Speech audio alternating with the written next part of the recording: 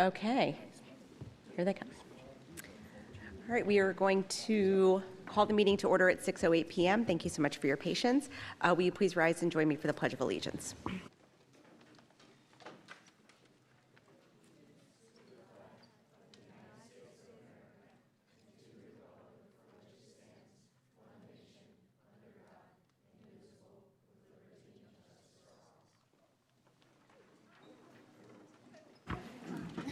Thank you. We will start with our student and staff recognition.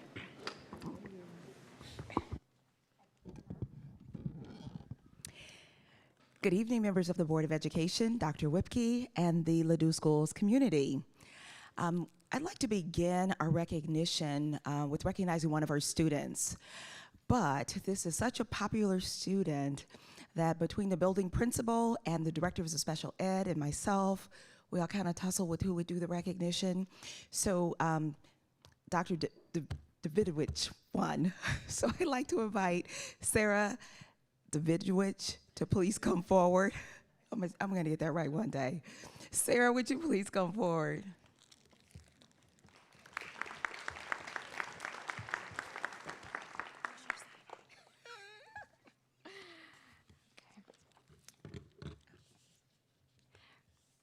Good evening. This evening, I have the distinct honor of recognizing one of our outstanding students who is truly a future leader. Tonight, on behalf of Ladue Horton Watkins High School and Special School District, we celebrate senior Alyssa Kustos, the captain of Sparkle, for her selection into the Fred Sy Leadership Academy, class of 2026. This is a highly prestigious and competitive honor. Alyssa is one of only 12 high school students selected from across the St. Louis region for this program.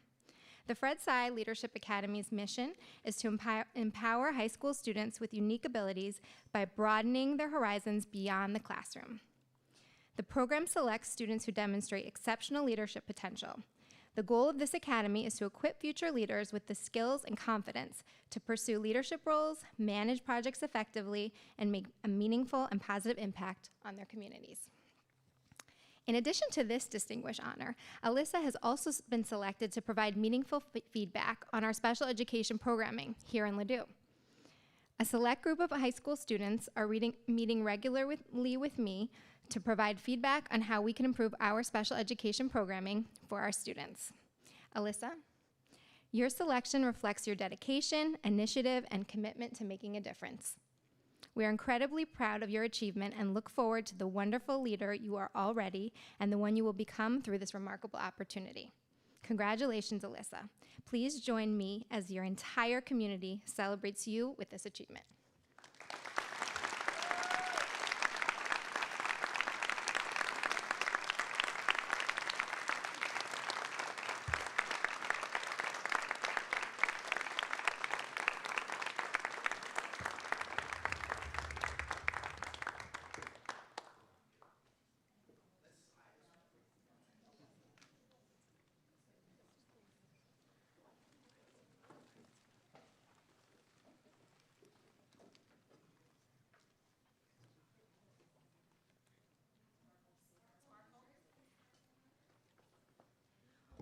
We'd like to invite her friends to come forward and other members of SSD. And her building principal.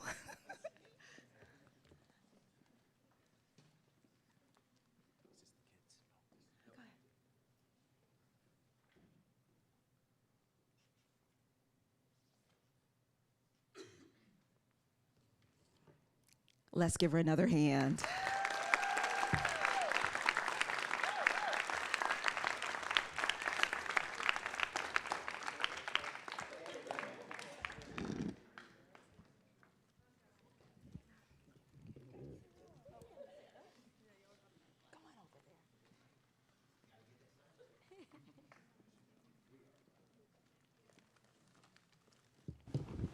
Congratulations again, Alyssa. And now for our staff recognition, I'd like to invite Dr. Crabtree to please come forward.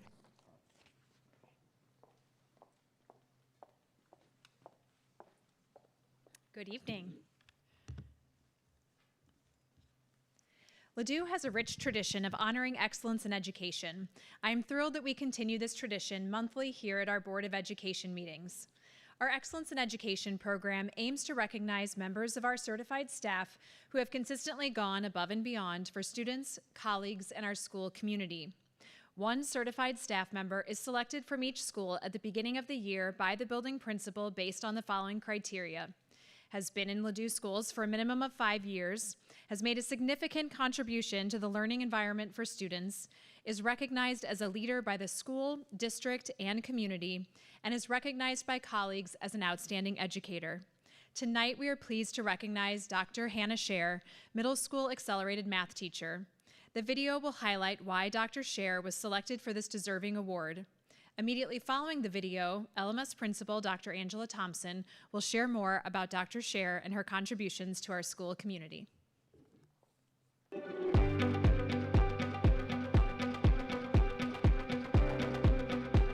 H is positive. That means in your equation looks like x minus h. Which way does the graph move? Very good. Move to the right. Dr. Scher is our accelerated math teacher, so she teaches grades 6 through 8 for students who are in the accelerated math program. And all of her students are at least one grade level ahead in math. I also work closely with her in a number of after-school activities. She's been a department chair.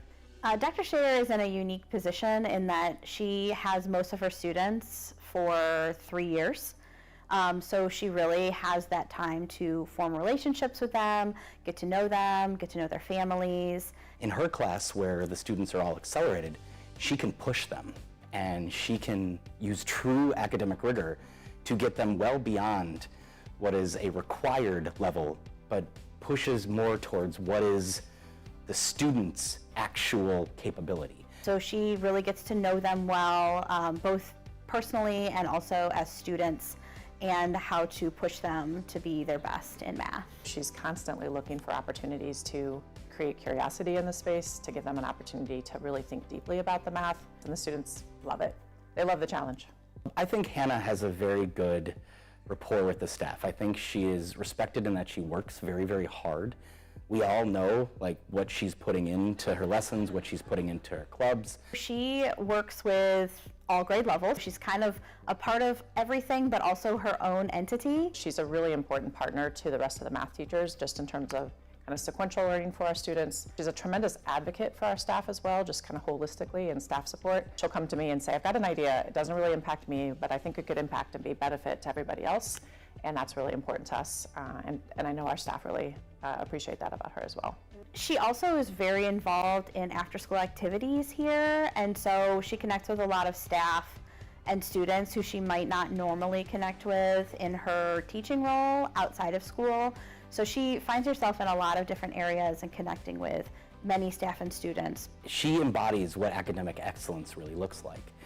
It is not a one-size-fits-all, and so when you have students that are already achieving where we want them to be, she doesn't just rest on the fact that they're going to do it and they're going to get it.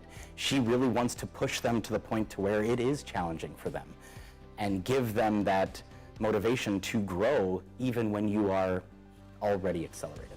Hannah just gives her all in everything she does. People might think that her job is easy because she's got really smart kids, but our gifted math learners are not all the same. They're not, you can't put them all in the same box.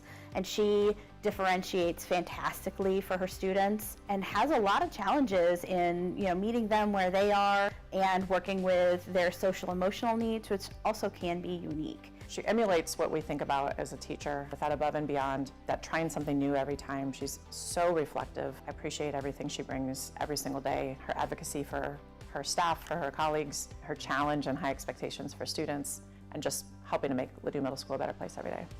Congratulations, Hannah. You really deserve this. Congratulations, Dr. Scher. You are amazing. I have loved working with you, and I feel like I have grown and also helped you grow in your role here. I am so blessed to work with you every day. Dr. Scher, you are so deserving of this year's Excellence in Education Award. We appreciate all you do.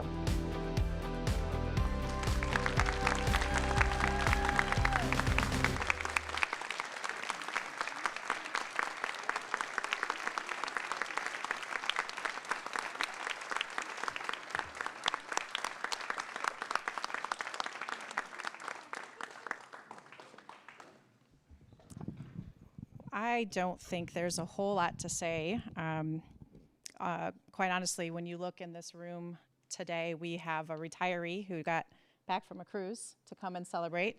We have a former colleague who took a position in a different district who's here to celebrate Hannah, who champions Hannah, and staff, I believe a college student in the house, middle schoolers, high schoolers here to celebrate, families here to celebrate. That is such an obvious sign that you are making such an incredible impact here at Ladue Middle School. You heard us say a little bit about her out-of-school hours, the effort that she puts into clubs, perhaps sometimes a little too much.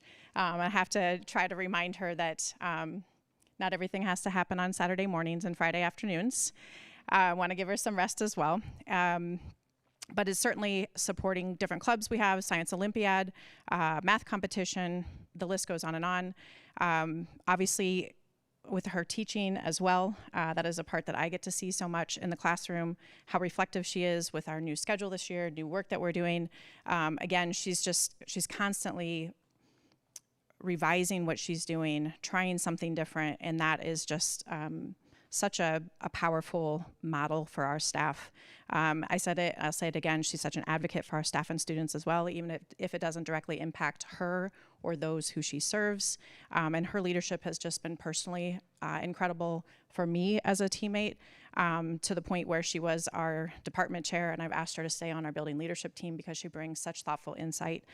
So I would just say, look around, you deserve this, and we are so grateful for you. Congratulations.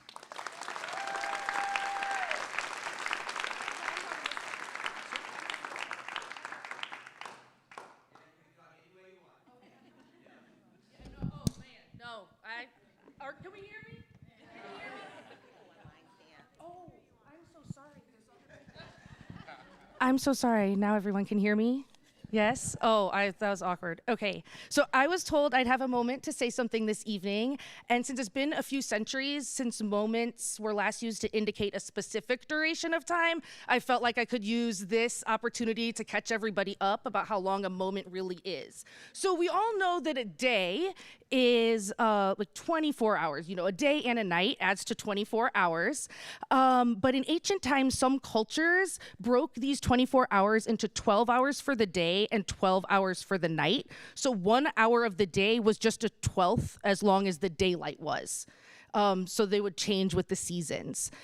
So today, there were 589 minutes of daylight. And if you break that up into the 12 solar hours, that's actually 49 minutes per solar hour today. A moment, which talks about the momentum of the sun, is a 40th of that time frame. So if you take the 49 minutes of our today's solar hour and you divide it into 40 moments, you get 1 minute and 14 seconds. So if someone could put that on the clock, that's how long my moment is. So I'll go ahead and get started real quick. I have just got a few more things to say. I'm really honored to receive the Excellence in Education Award for Ladue Middle School. It is a privilege to teach the accelerated math program and see kids grow year after year. We're lucky to live and work in a district that provides the opportunity for students to take rigorous math classes within a community of their peers. We're also fortunate to be in a district that supports academic co-curricular activities like Math Club and Science Olympiad that students and I enjoy so much. And so to my students, I love my job because I get to teach you. My job is fun and rewarding because I get to teach you. I strive for excellence so that I can better teach you. Your enthusiasm for learning, endless wit, offerings of Milky Ways, and concern for the enormous amount of Diet Mountain Dew I drink brightens my day.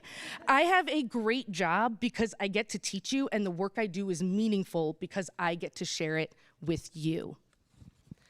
To their families, my students' families, I appreciate that you trust me with so many years of your child's math education. The success of our program rests heavily on the partnership between home and school. To my colleagues, I gain so much from my conversations with you all and appreciate the time you take to chat, share ideas, and work through challenges with me. And to our LMS administration, thank you for thinking of me and excellence in the same sentence. And thank you, our Board of Education, for not holding me to account for going over time. In the classroom, every moment counts. Thank you.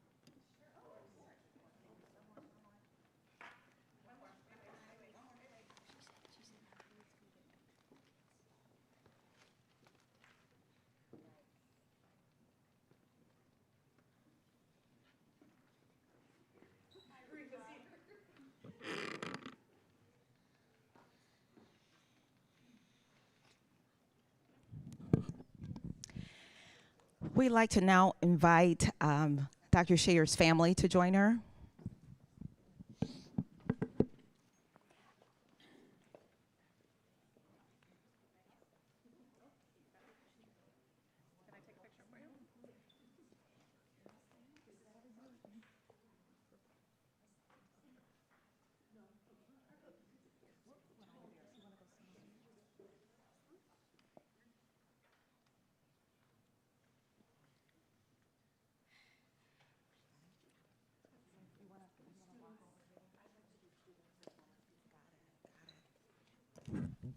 Students and former students.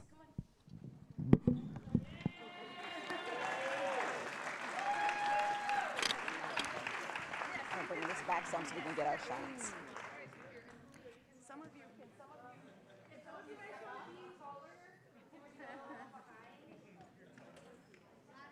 And then I can send this out to parents and everything. Here, come stand right. Some of you stand on this side. Are we doing with windows and doors?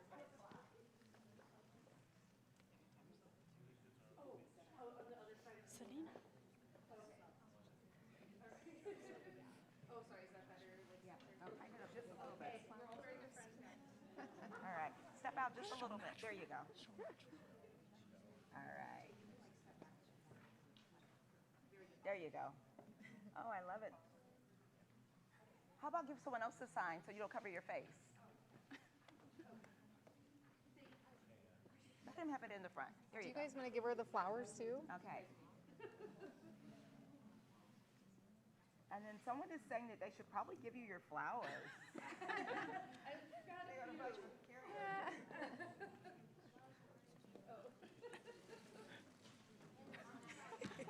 Mountain Dew. Oh, of course.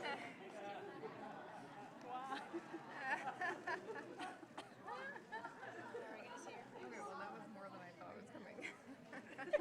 It's your idea. I love it though. I mean.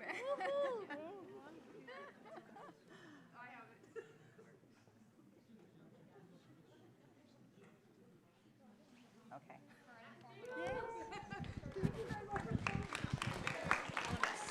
Staff Yeah, family? yeah. Is that okay? 1 second. Wait, I got one more for you. Oh, I'm so sorry. Staff. Let me hold this. Oh, yes, of course. I'm so sorry. All right, and then staff.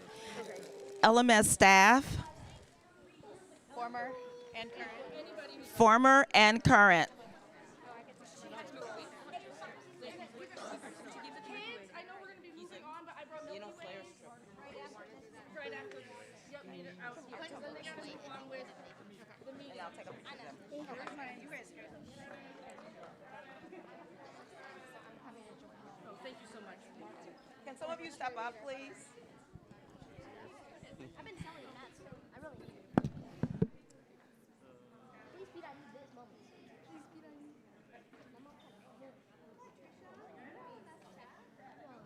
I was gonna take a picture for you guys. Okay.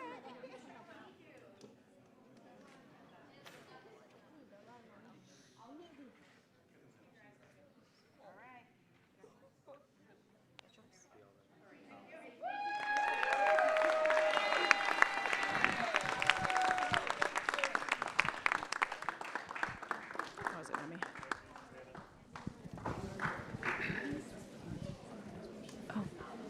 Who? Alyssa's. Oh, yeah. I just heard, oh, I heard Alyssa, this does not work. Is that on? Hello? Hello? I heard Alyssa's parents just got here. I just want to acknowledge you and your exceptional daughter. We're so proud of her.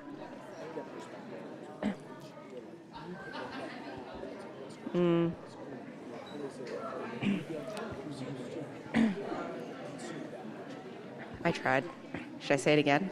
When these people leave? Okay. I didn't even, oh, now it's on.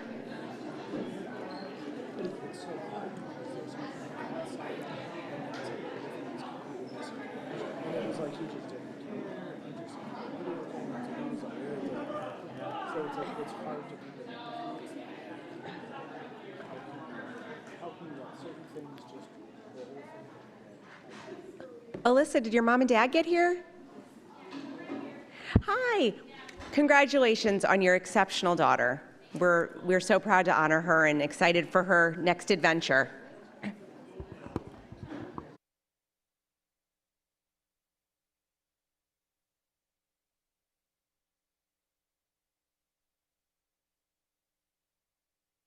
Do you want to come up to the front for a picture? Come on up.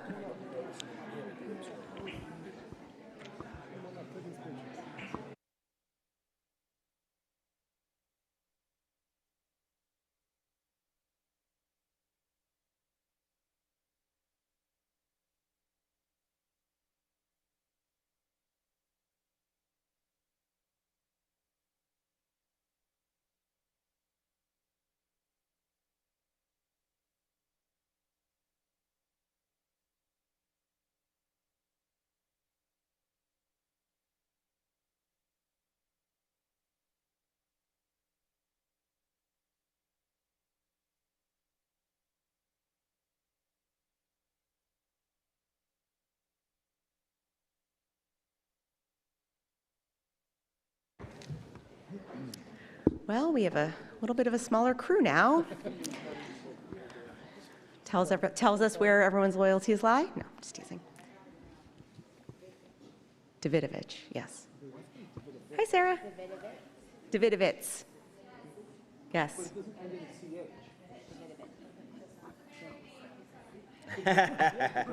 Okay. Now it's an adventure every time you say it. Okay. All right, since our staff or our crew has grown smaller, I just want to first announce or read you the 2026 Ladue School Board of Education candidate filing notice. Candidate filing for the Board of Education will begin on Tuesday, December 9th, 2025 at 8 a.m. and continue through Tuesday, December 30th, 2025 at 5 p.m. This is a change from what I said last month. We had an error, and so it is December 30th, not December 20th. There will be 3 open director positions, each elected to a 3-year term, April 2026 through April 2029, as the terms of incumbents Keisha Lee, Peter Garapi, and Pablo Flynn expire in April 2026.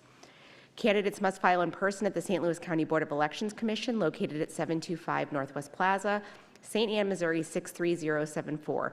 No filing will occur at the Ladue School District. Don't come here. We won't be here.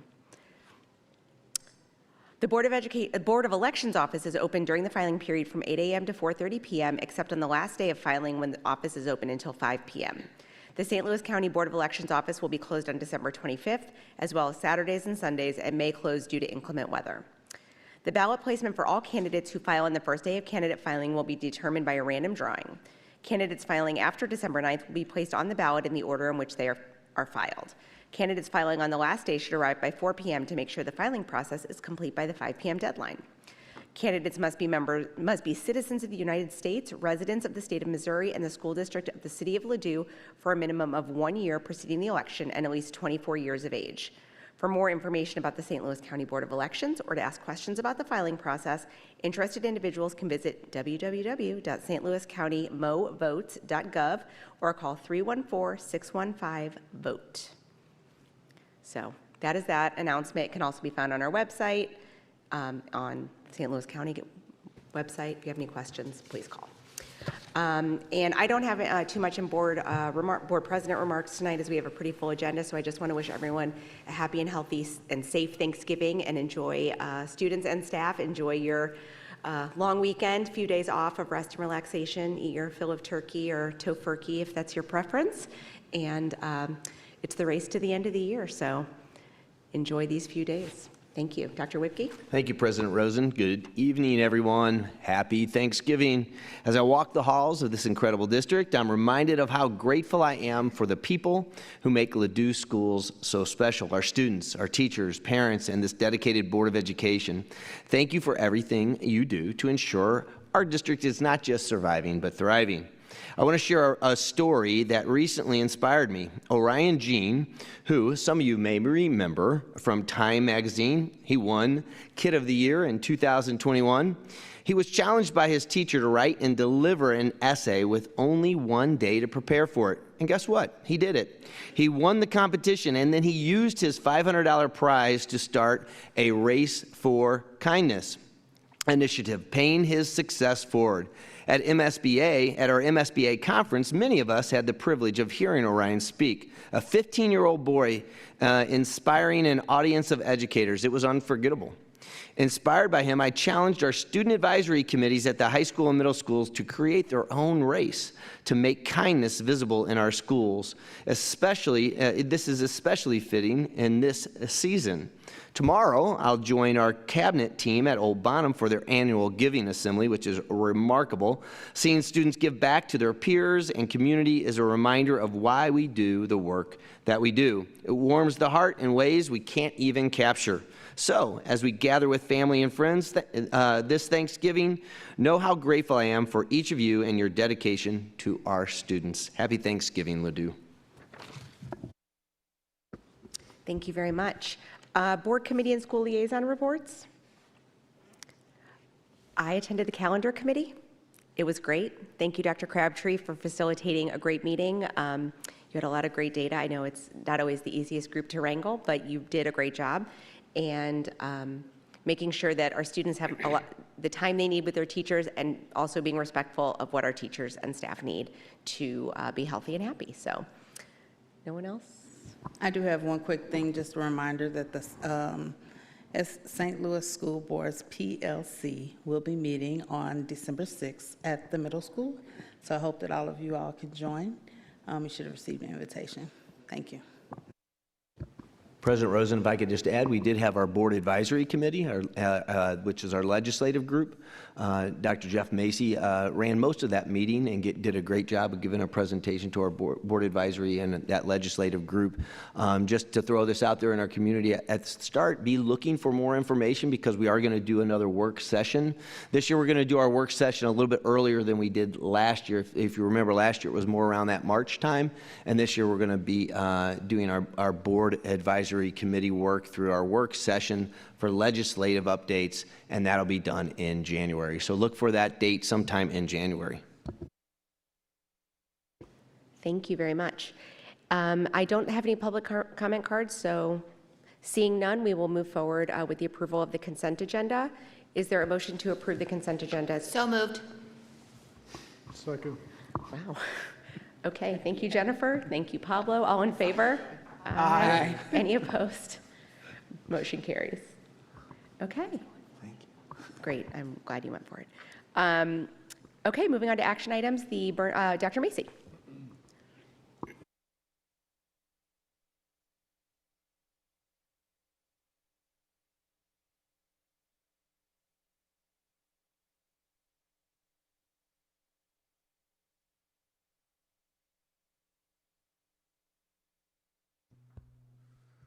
Good evening, everyone. Thank you for the opportunity to present on our West Campus project. We are at pay application number 5. We are closing out and in the final stretch here as we complete the project. It's always great to go out there and actually see the progress that we've made out there with the tennis courts and the baseball fields. I know we put some pictures in the weekend update, and we will continue to do that as we get closer and closer. So we are still looking forward to that January 1st turnover date and a really incredible spring at that new facility.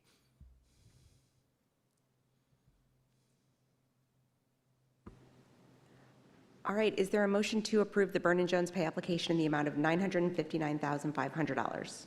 So moved. Thank you, Keisha. Second. Thank you, Pablo. All in favor? Aye. Any opposed? Okay, motion carries. Thank you. The next pay application we have is for the high school parking lot project. So we did put a pause on the student lot, and we anticipate that we'll be moving forward with that work this summer. But throughout this fall, we have completed the landscaping as well as the lights at the new lot extension that created 64 new spaces for the high school. So this should wrap up a huge part of that work until we move into the next phase this summer. Thank you.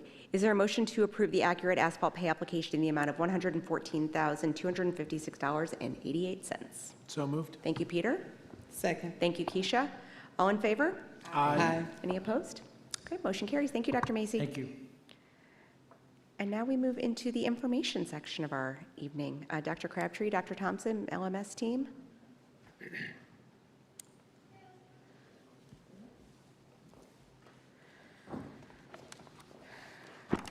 Hello, hello, hello. Hello. Hello, good evening. Nice to see you. Good to see everybody. We are excited to be here tonight and want to thank you for an opportunity to speak on behalf of the amazing staff at Ladue Middle School. We are off to a great start this year. I know start and November don't really match, but it feels that way. And we're off to a great start thanks to the support from the Board of Education with our new schedule, with our new staffing, with our additional staffing. We are really grateful for everything you did last year to really lay the foundation for a fantastic school year for us so far. I also want to thank Kimberly for our slides. Where's Kimberly? For creating a template for us. It's going to help me be focused and keeps me reined in a little bit tonight. I want to thank Layla also, Dr. Crabtree, for her guidance and her framework for this as well, giving us really just the guidance on focusing in on our school improvement plan and sharing with you guys data and observations and our next steps going forward from that. So I appreciate the support from them. I want to thank my team as well. Normally on this kind of night, I like to give them the night off and take it on, but I wanted them to be part of what you get to hear tonight because so much of what we're doing is around building capacity and collective responsibility, and this team really leads the way with that. So I want to thank Sarah Schwartz, Angela Kelly, Scott Lackey, and Dr. Solomon Knight for being here with us tonight. And I didn't know she was going to be here, but want to thank Jamie Brinton as well, who is our LMSPA president. She and the entire Ladue Middle School Parent Association and just parent community in general is thriving right now. They're really active and involved and supportive right now. They're focused on innovation and supporting our staff, supporting our students in an equitable way. And I'm just so thankful for her advocacy, her voice, and just partnering with us in so many ways. So thank you, Jamie, for being here. Angela, they also gave me like the coolest sweatshirt ever, so thank you. They did. It was you. They did. That was Jamie. It's good swag this year if you haven't seen it yet. All right, so I did divert a little bit. I do have some highlights and some on the horizon pieces, and then our team will share a little bit more specific to our school improvement plan. Obviously, this year we are starting a new school year with a block schedule that is reflective of that of the high school. The alignment with the high school, I think we'll hear next year, hopefully from Brad on this same evening, saying how much easier that transition for our students has been. In addition to that, just the pace of the day is so different. I talked a lot about looking forward to that last time I was here, and sharing that I was really looking forward to that. And I could say with certainty that most staff in the building now, we kind of dread RAM days, which are our old schedule. So now everybody's like, gosh, why do we have to have 8 periods? So the block plus the RAM day has really been a powerful transition for us. Obviously, the impact that has on teachers, they're able to go deeper, more thoughtful with their learning, and really spend more time within particular strands of content, and not feeling like they're rushing with 47, 49 minutes of class. And now we have those 47, 49 minutes of class, and they're like, what do we do? Anyway, they're really enjoying that, but it's also just giving them time for deeper connections with students, which is important for us. And the task of changing from traditional schedule to the block schedule or modified block schedule, in addition to adding flex, which is an intervention for all students in the building, those are 2 really big heavy lifts for our staff. So while I'm saying we're excited about it, we're having really positive things, it's also pretty exhausting. So our staff are trying and adding so many new aspects to their teaching. It's not just a simple, let's take 2 class periods and smash them together into one. That's not how it works. So they're really having to replan, not throw everything out, but they're really having to be more intentional about what their instruction looks like. So with the new is also just a lot more planning and a lot more time that I want to thank our staff for committing to and staying in it with us. We've really spent some more time in interventions with students. That was a big aspect for why the new schedule. We had a lot of feedback about kind of that middle of the road, I don't have a different language for it, students who don't receive extension or gifted services, and students who don't receive intervention services or support services, but kind of that middle group who aren't receiving services, really wanting to stretch them, and that's what Flex is allowing us to do this year. We also have health and wellness every day this year, and for the first time, our health and wellness teachers have a specific roster every single period. So they're getting to build really strong relationships with better sized rosters than they had in the past. We just had 3 inflatables delivered for tomorrow. It is our first ever fall festival that they have organized. It's all physical activities, a school-wide event and activity that is run by our health and wellness department. So we're really looking forward to that. And then esports, you can see there, we got a significant grant from the LEF, which we're really grateful for, and with Dr. Crabtree's support as well, in bringing esports to school. It's currently just as an after-school activity. It's something that we aspire to make more accessible during the school day as well for our students. And then just some more highlights, after-school activities. I've been talking to you about after-school activities for 4 years, I know, and just continuing to boost that up for our students. We know what the research is about our students being on campus. School is the best place for them after school each day, and it's a supervised space where they're getting to find a sense of belonging. And so we currently have 38 different staff members who are offering a number of different clubs. On average, 282 students a night. And then for fall sports, just finished up fall sports, we had 70 student athletes, that's just 8th grade sports, and 3 coaches for that. This year too, we have new 8th grade sports coordinators. Mark Birnbaum had done it for eons.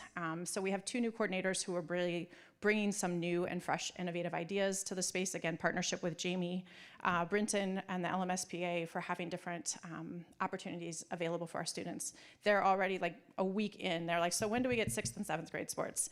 So that is part of big and exciting conversation for us to continue to give new offerings, and not just in sports, but to continue to give new offerings for our students after school.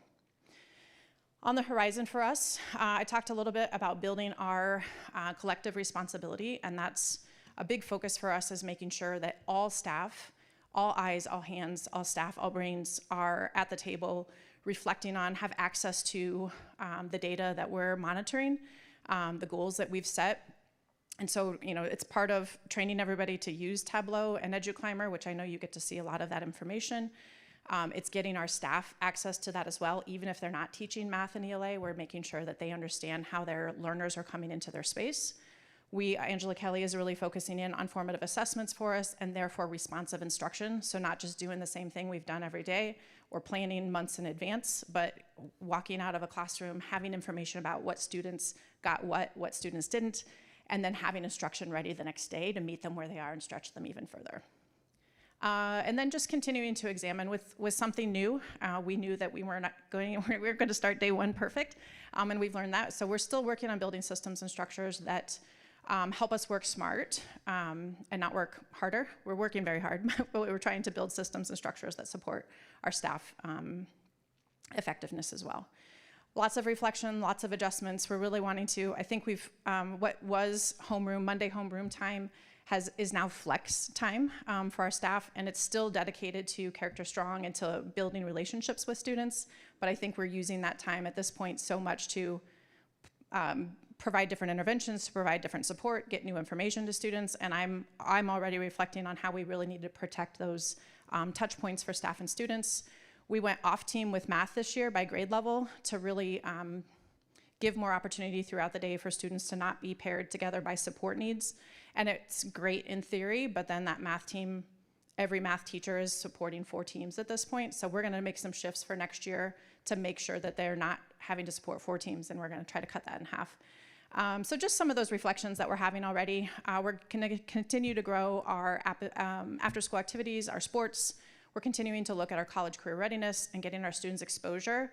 I don't think it needs to wait for the high school. I think we're trying to get that into the hands of students early and often, getting that through electives, getting that through belonging days, through our flex days, just giving them an opportunity to see why is this learning that I'm doing right now? What can I do with this later on? What if I'm excited about this? What if I'm curious about this? And then start working on that pathway towards college and career. Continuing to build our service. I'm a big advocate for service learning for students. I believe that once they get beyond their own nose and they're helping somebody else, they're doing good for somebody else, engagement increases, both sense of belonging increases, and we know when those go up, academics go up, attendance goes up, behavior goes down. So continuing to build out those opportunities for students. And then Dr. Knight's gonna talk a little bit more about this later, but we are also working on building out a personalized learning team. and just kind of personalized instruction as a whole, and the idea of inquiry as a whole, and giving students more opportunities to be curious about their learning, to have a voice in what and how they learn and how they show what they've learned. And so that's kind of exciting work for us right now as well. At this time, I'm going to step aside and let Angela Kelly and Sarah Schwartz speak a little bit more about our academic goal this year.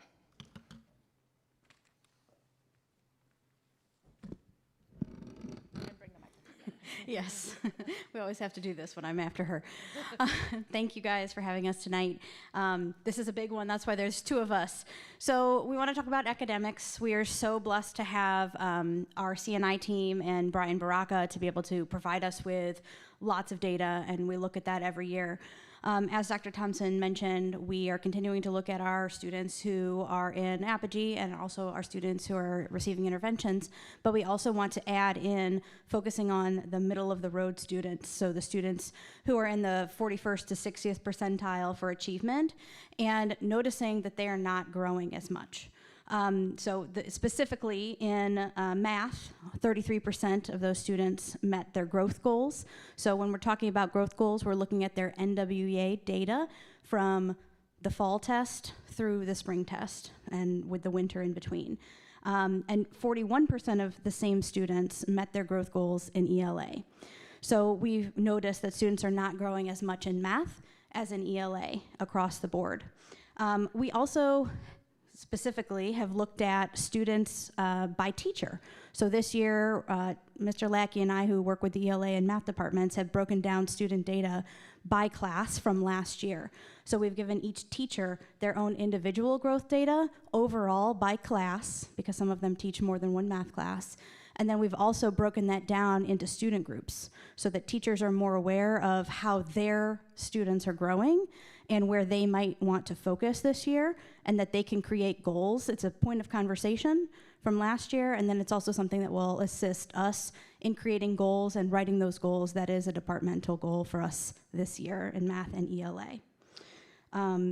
And so we are also looking at, as Dr. Thompson mentioned, in flex time, that those students who don't qualify for the intervention we're not getting personalized support. So that time gives us more connections, more touch points for our teachers to connect with the students that are not growing and be able to push them more academically.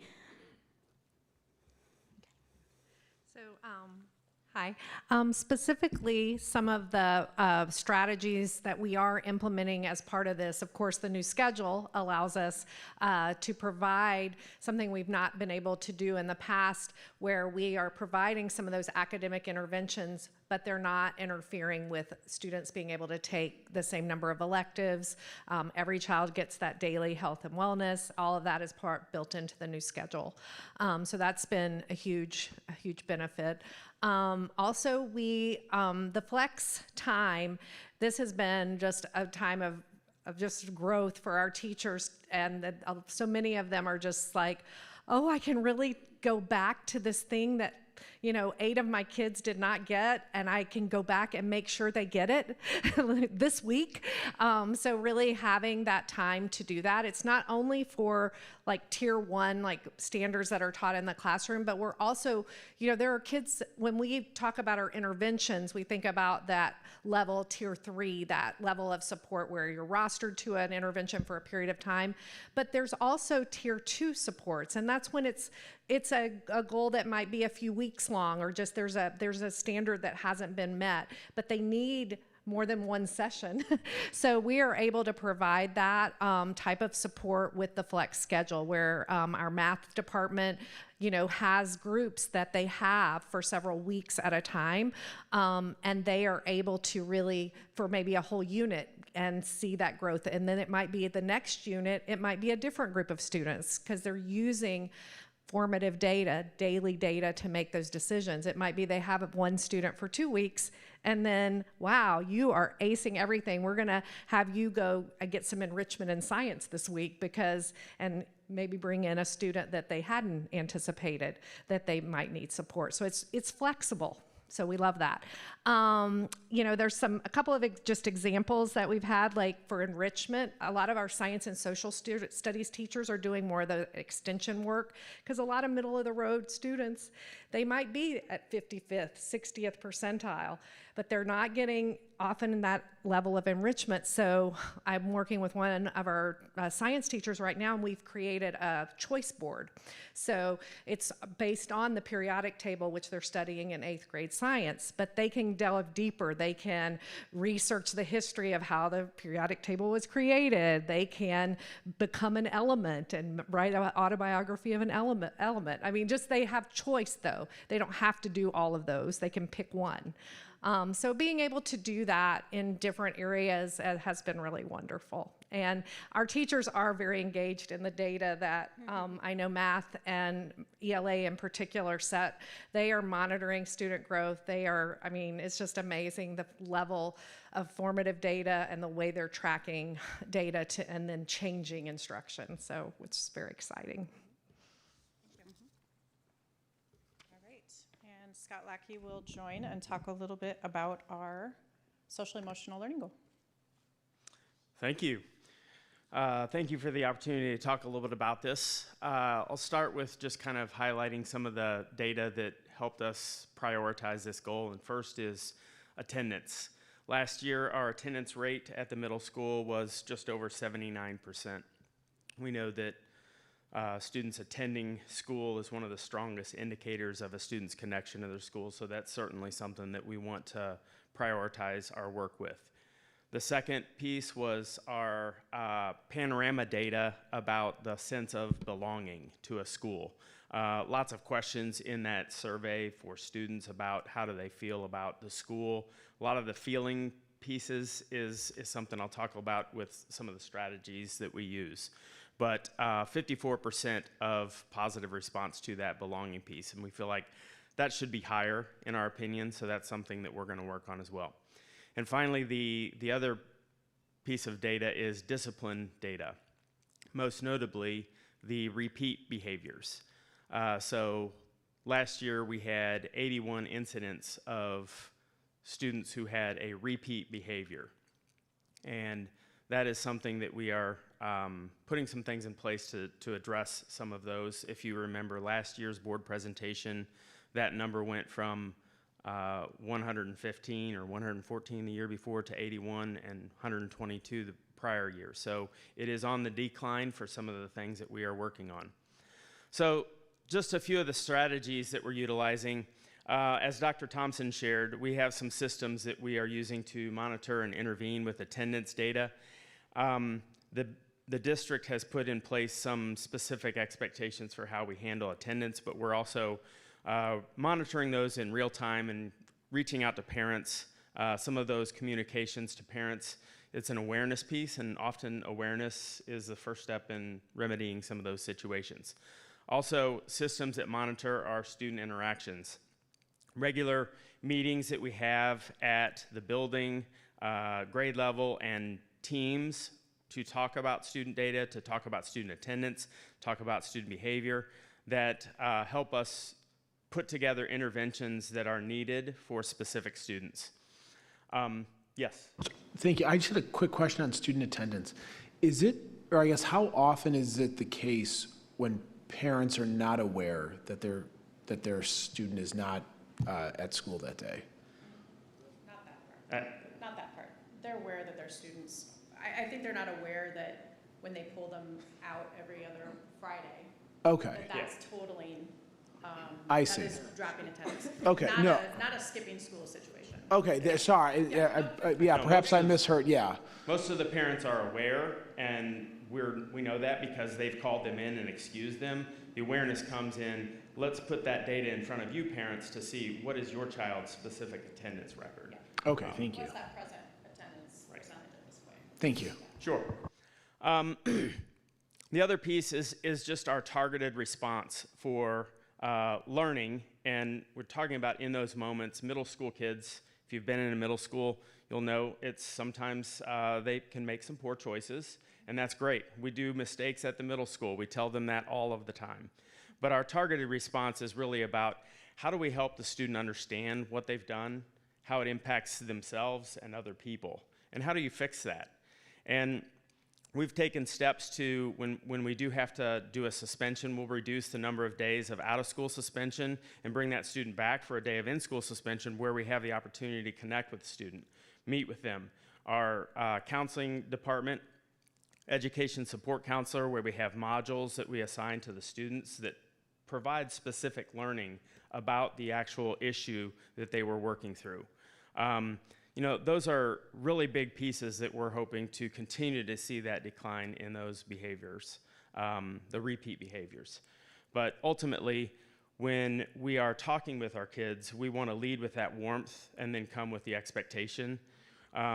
Example that I just had the other day, I had a kid in the hallway and I said, look, your class can't start without you. You're important. Now get to class. So they knew that we care enough about them to get them there. Come to the middle school anytime. You might find me in a cow costume, equipped with cow jokes. It will be great, utterly fantastic.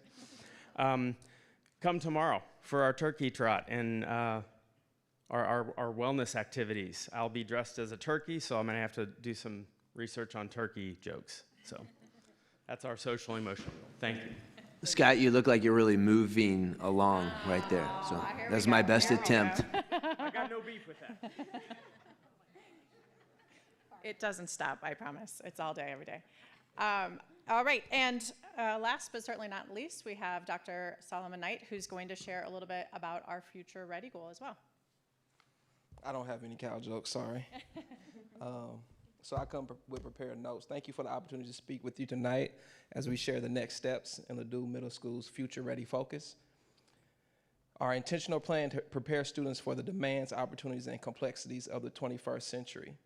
At Ladue Middle School, we are committed to building learning environments where curiosity is cultivated, self-efficacy is strengthened, and every student has access to the skills and opportunities they need to thrive every day. Tonight, I will highlight the progress we are making in those three major areas with the formulation of 4 grade level teams, ramping up college and career readiness connections, and then shifting our instructional design to make sure that we support our students' needs, curiosities, and increase ownership and develop their self-efficacy.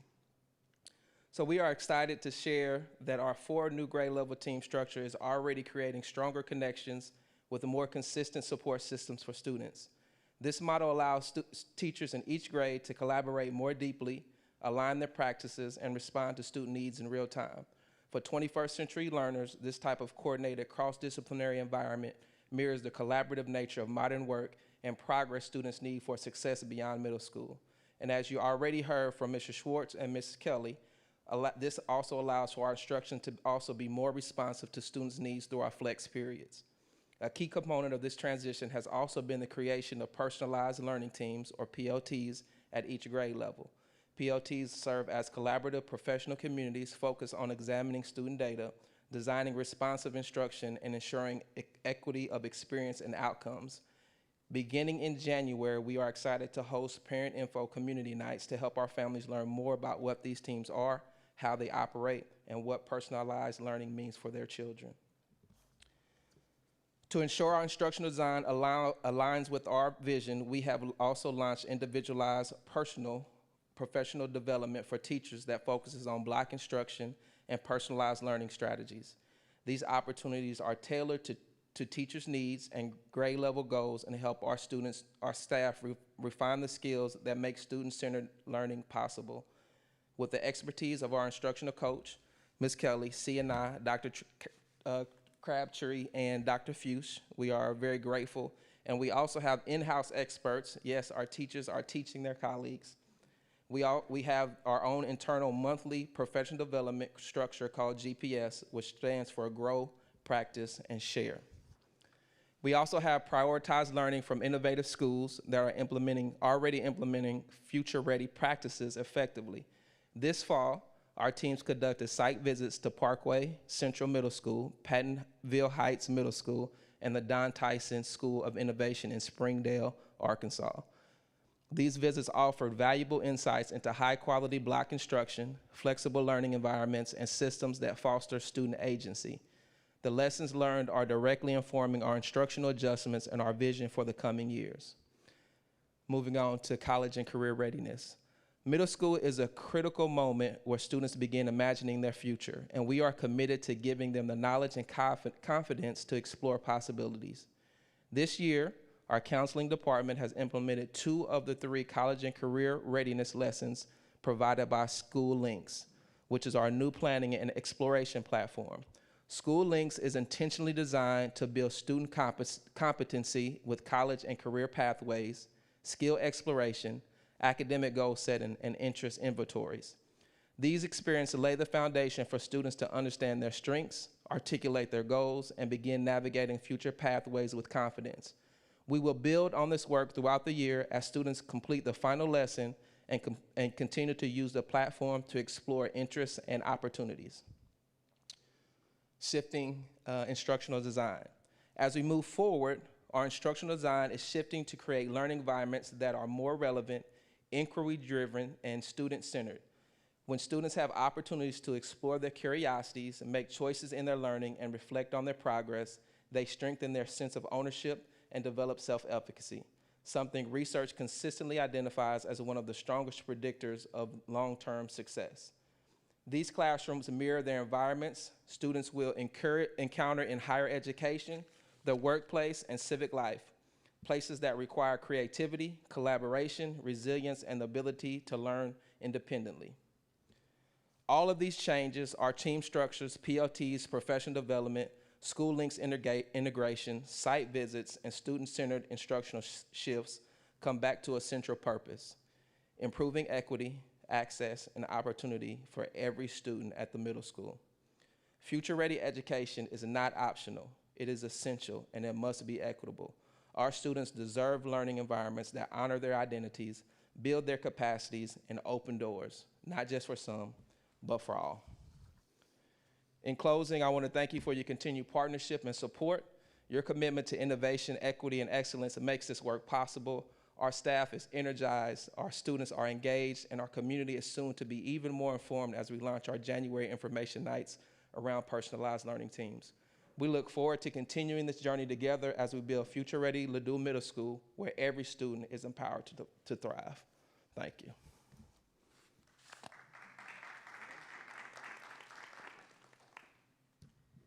All right, what kind of questions have we got? I had a quick question. I guess first a comment. Dr. Thompson, I guess I would offer that it's clear that the leadership that you share with your team bleeds into the fabric of who's at Ladue Middle School and the educators and the teachers. So I really appreciate the presentation as a whole, and you could feel an energy, a synergy from the 5 of you that I know bleeds the port that is felt by the teachers you support and who support you and the students who do the same. So I appreciate that, first and foremost. I had a question as we talked about attendance. I'm curious at the point we were last year and where we are this year, what percentage of that would you say is related to discipline infractions, to suspensions that are going to occur and need to occur at times for middle school, for students? So I'm just curious about that. Suspensions don't tie into their attendance. Specifically for in-school suspensions, we know that we have them in the building, remaining in the building. I think a lot of it, we have illness, we have travel. We have our families who travel quite a bit. We had probably 4 total students who were at the highest percentage of attendance or non-attendance. It's a very small percentage that brought that number down. That brought us to 79. So, and suspensions are not part of that number? No, sir. Because they're getting their work. They get their work. On an in-school suspension, they get their work during that day. Oh, for sure. So, yeah. So out-of-school suspensions is what I was thinking of. What I don't percentage? believe out-of-school suspensions are counted towards our attendance. I'm going to say why this out wouldn't loud. they be? Okay. Okay. It does include. I just be curious. I think that helps frame for us also the number of, again, where those absences are occurring. And so I think it does help quantify, because I think you spoke to parental responsibility or knowledge about, when we have to take kids or what's going on. And again, suspensions are going to occur. It's a natural thing that occurs at all levels. And certainly middle school can be a tricky time, as you all acknowledged. So I think that could be helpful even for us in exploring what does that, 1 of every 5 mean. Sure, So, and I would love to explore that as well and break down what percentage of that is a suspension versus chronic non-attendance. For sure. We'll break that down I for you. appreciate the full presentation. Thank you all very, very much. You almost make me want to go back to middle school. Come on, join us. It's a great place to be. No. Thank you so much for this amazing presentation. This is our favorite. I'm going to speak for all of us. I just love hearing about all the great things you're doing, acknowledging where the challenges are and the steps you're taking to close the gaps. And I just really appreciate all of you because you always say middle school is a special, Angela, you always said middle school is a very special time in a child's life. And you guys really are keyed into what makes those kids tick and how to bring out the best in them. Any other questions? Yes, so just to echo what Marissa said, I still remember, and I kick myself because I was not at the last year, but the year before, the night where they acknowledge, or where you acknowledge everyone for all of their clubs and all their participation. It was really, it was unexpectedly wonderful. I didn't know what to expect when I attended, but I was so impressed with how involved everyone was and also how proud it was, because I understand cliques form and friendships change and groups are always forming and dissolving, but it was really, really special. And, to see that, especially when you're at, for lack of a better word, kind of an awkward age where you're navigating yourself and your social circles and all of these different things, to see, especially for the 8th graders, how they were leaving the middle school. So 2 things. One, you guys have a lot of stuff in motion, which is wonderful. Is there anything that, from a support perspective, the board should keep on our radar so that in the next year or 2, if some of these things, the block scheduling is step 1, steps 2 and 3 that are coming down the road, but these bridges need to be crossed first. Is there anything that we should have on our radar for your further plans? And then the other question, just in case it makes it easier to give them at the same time, I love the college and career readiness, especially at the earlier age. Can you just share a couple of specific examples, and what does success look like for students in middle school in those areas? Sure. Thank you. Yeah, thank you. I'll start with the first one, and I think continuing to look at how we support those who are supporting after-school clubs and activities, I think is a big thing for us. And continue, that's time and commitment that we want to be able to support our staff. I can't run after-school activities. I can't add 6th and 7th grade without the staff to do that. So that's a really important piece for me personally, is continuing to honor their time and keep them excited about providing different opportunities for students. And I think just with the college career, I'm going to loop that together with what's coming next. We aspire to, during our flex time, now that we have that time, to add in belonging days or add in college and career exploration days. So during that time, students would pick a place to go and hear. And so I would love any and all of you to join on that day and be able to share what you do as a profession and how learning that they're engaging in, either socially or academically, otherwise emotionally, all of the different things, how that ties into who you are as a professional right now. We'd love to have any and everyone join in that. Those are the kind of strategies that it's all about exposure and little moments of exposure. A big career fair day, bringing in just different resources and connections. I was talking specifically with our electives because we did reduce the number of electives that students are taking. So talking to our elective staff about making sure to draw those direct connections to, if you're taking facts, here are all of the different things that you can do within this realm. It doesn't have to just be chef. It doesn't have to just be fashion designer. There are all of, nutritionist, costumer, all sorts of different things that we can connect students to if they're curious and excited about what they're doing there in their, in facts, in art, in music, in Project Lead the Way, in industrial technology, in design and building out those connections for our students specifically to get them curious and excited, motivated, and then we're on that career college trajectory as well. No, that's wonderful. And if you need us, just have Fern send us a calendar invite, and that's the easiest way to guarantee it.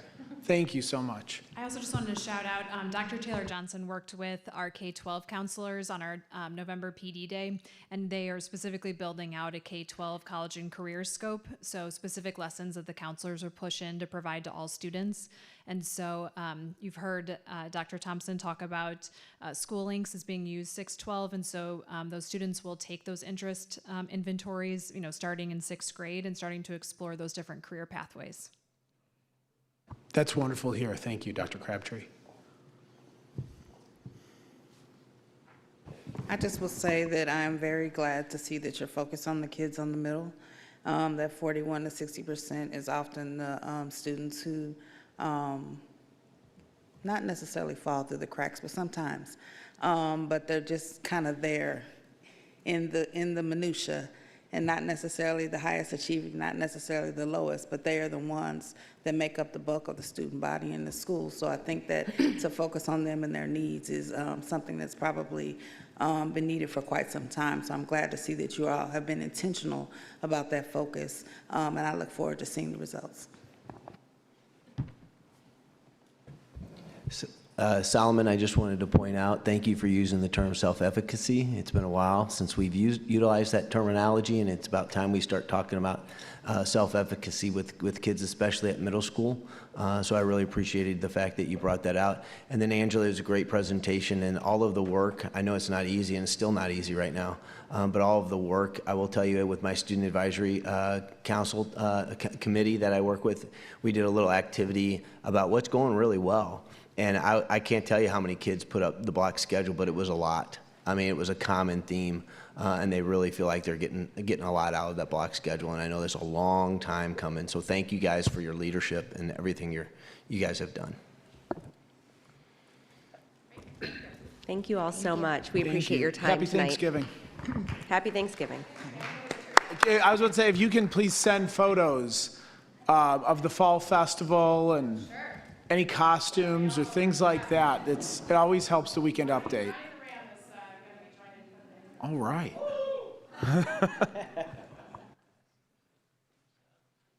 Which of us? Oh, you have the middle school.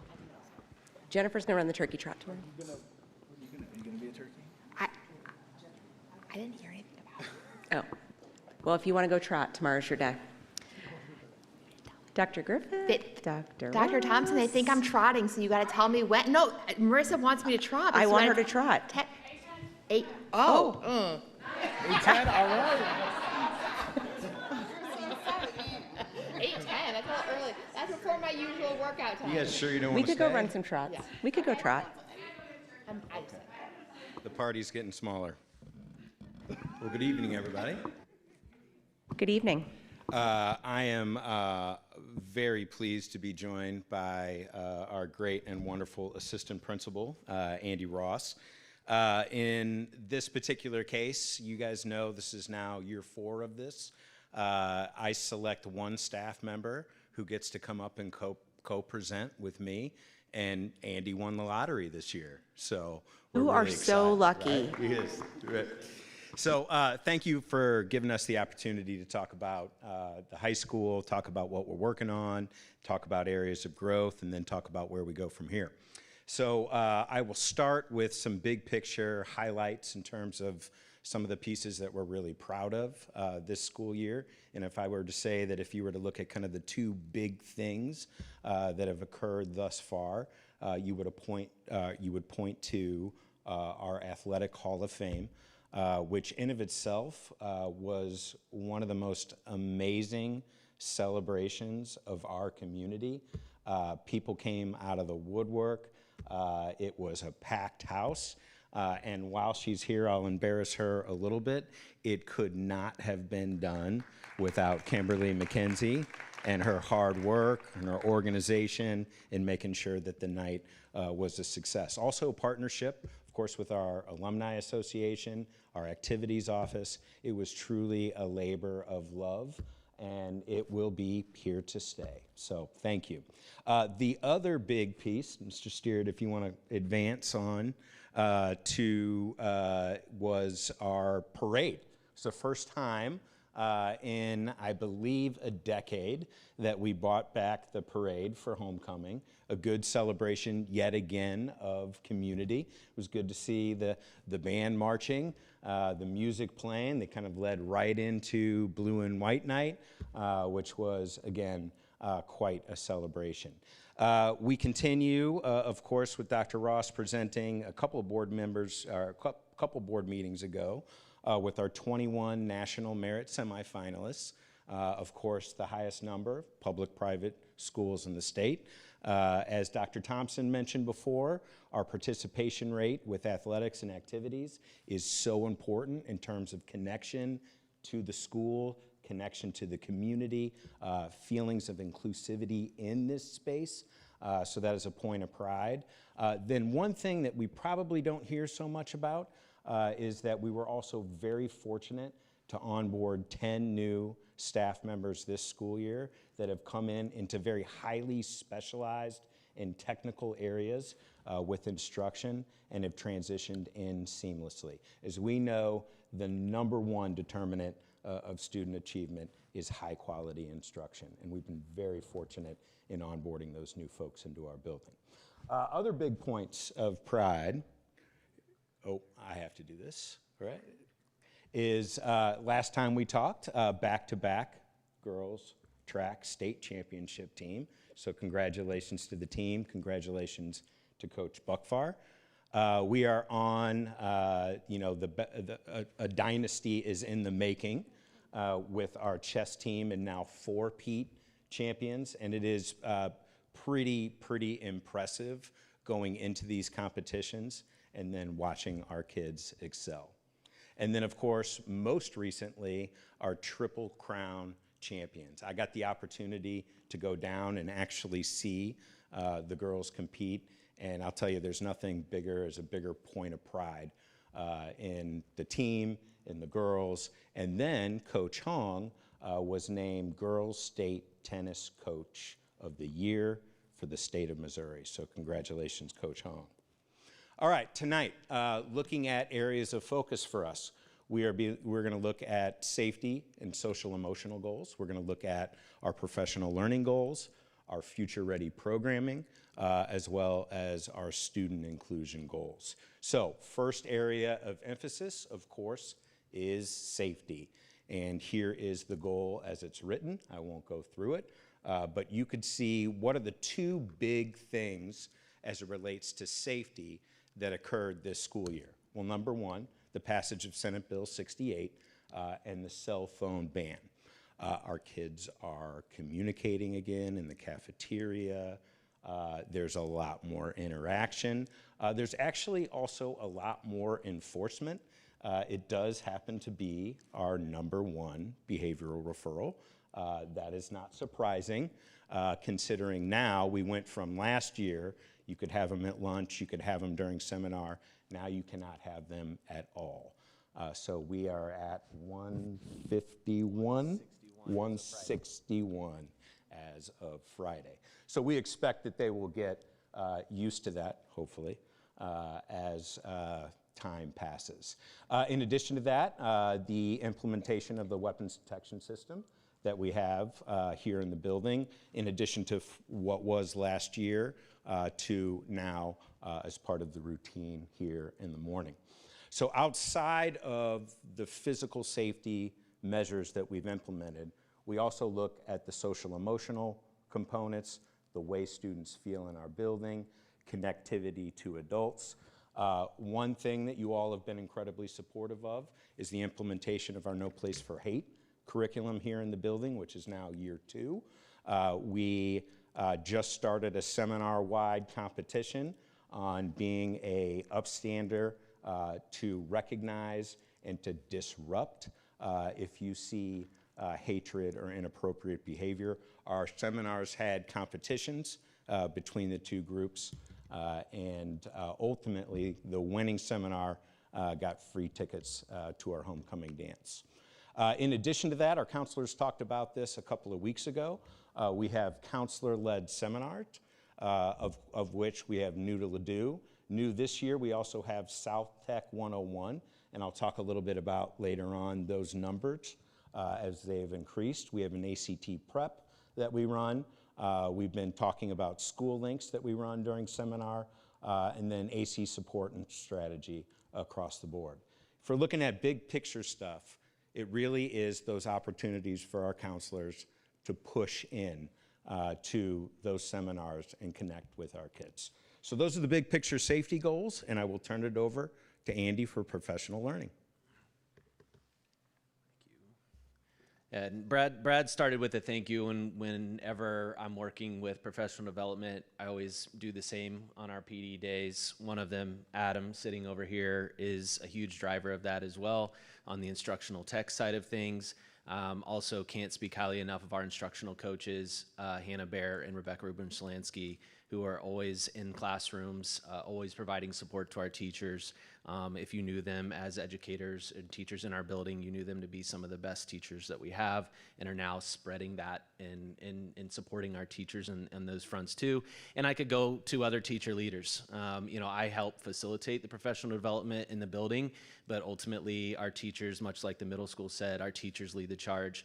We, like Brad mentioned, have 10 new teachers, all excellent and have things to offer their colleagues. We have a faculty of 130, give or take, teachers who all have something to give, who experience different challenges with our students over the course of the day and have different strengths and strategies that they bring to the table to meet those needs. And so really when it comes to our professional learning goals, one of the things we try and do is put them on the front line to help, to allow our teachers to help each other and to collaborate with each other. I think one of the things at the high school setting, high school teachers sometimes, you know, are so lasered focused on their content, right? That they kind of can tend to stay within their department and PLC teams. And one of the things we really work to do, especially in a building our size with so many faculty members, is to build connections within our team. So much like, you know, some of the things we're going to be talking about our teachers are working to do with our students, we work to do with our teachers. So, you know, some of the information we have on the slide here and the things that we bolded and the data we shared kind of speak to those things that are effective for our teachers, that our teachers have said are really helpful and support them, supporting our kids. So providing them voice and choice in the opportunities that they have when it comes to professional learning goals, both in the activities that we provide our staff, but also in the different topics and the different approaches that they can pursue.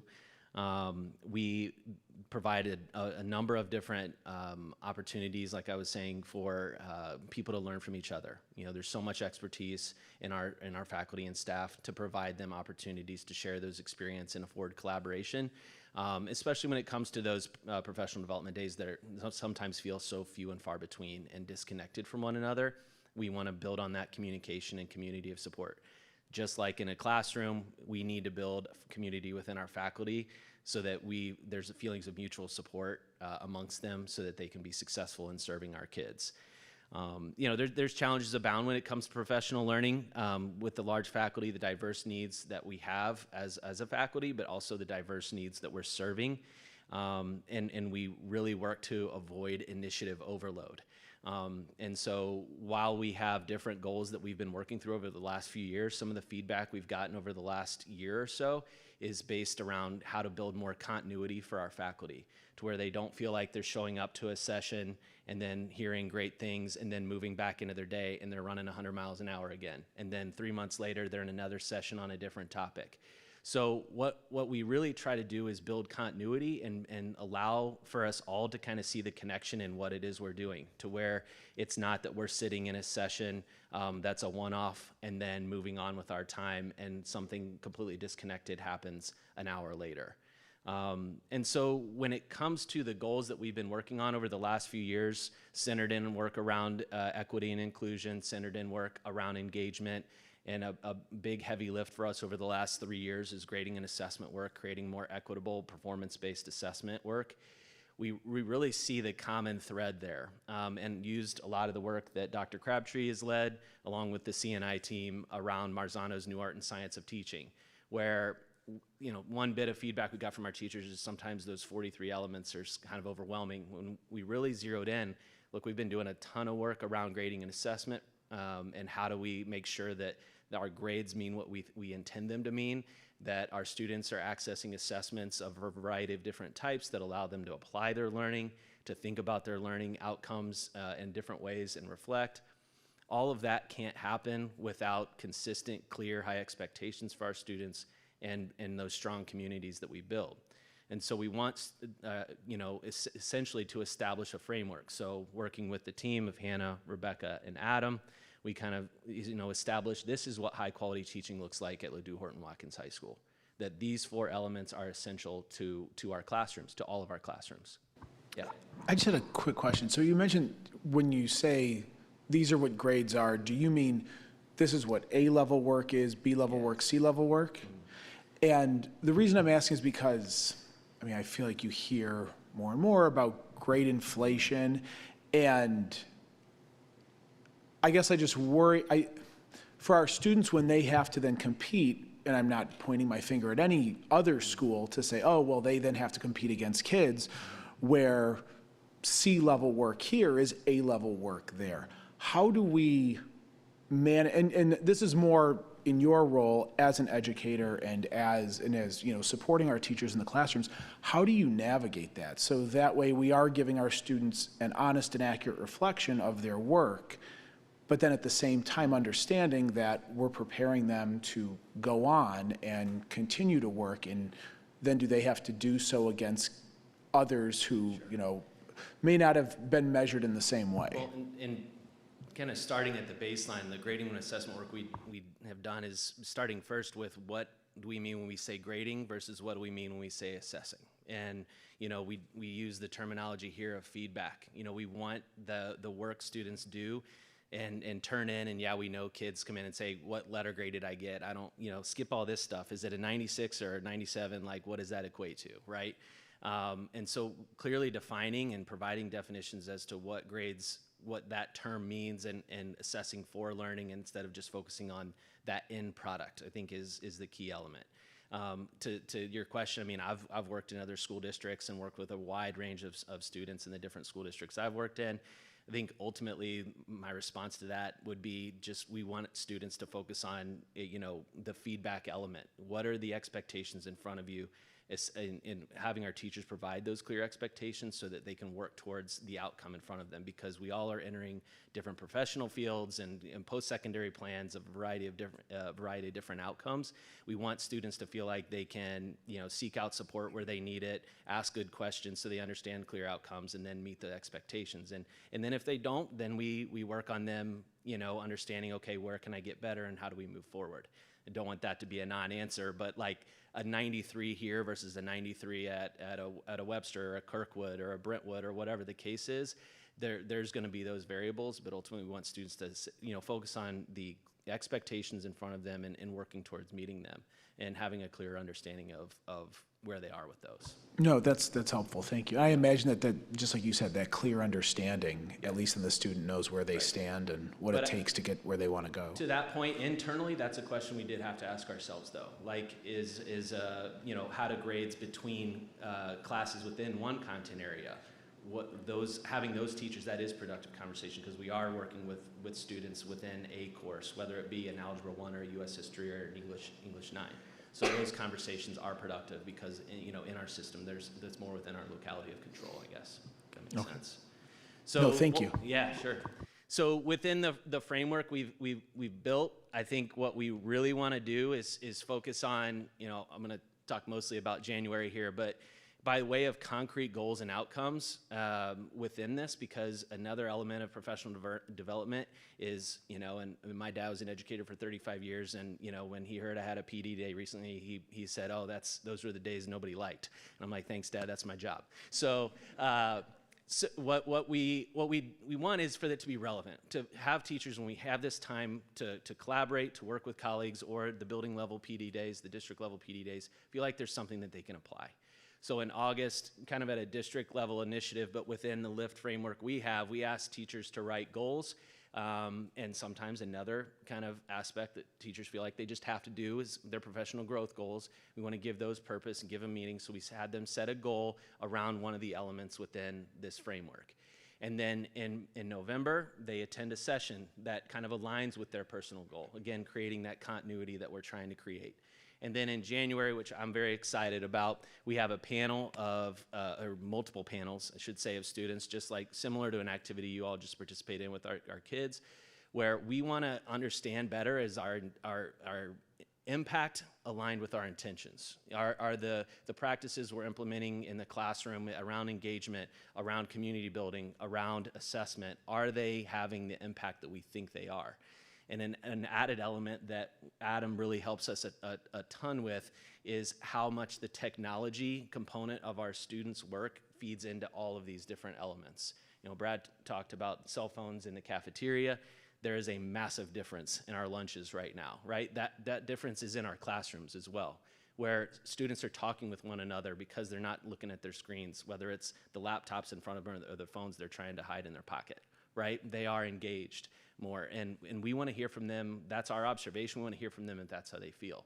You know, and obviously AI is a major component of that conversation as well. So we want to hear what their experience is and their attitudes are related to the work we're doing, and then that becomes part of our feedback as we move forward with our plan. Very deliberately building in time for teachers to collaborate around those conversations, and again in diverse groups there. So we're really excited about January. And April we always use as an opportunity to reflect and then plan. A lot of times that's been department specific and you know, vertical team specific. In this case, we're going to really focus on what were the goals that we set, what were the outcomes, what are students saying, what are the experiences you're having, and then giving teachers a forum to share those out, to see that as it's carried throughout different content areas, different grade levels, and different you know, just qualitative experiences that teachers have had in the classroom. Can I ask a question about the January PD? Yes. The student panels sound amazing. Yes. I think I can speak for the board that our World Cafe was probably my favorite thing that I've ever done. It's always good. I just had a question about how which students are going to be involved. How do you make sure that it's a diverse group of students, or not just sort of the usual self-selecting types? Yeah, absolutely. It's a good question. We've been going through a student selection process really over the last several weeks.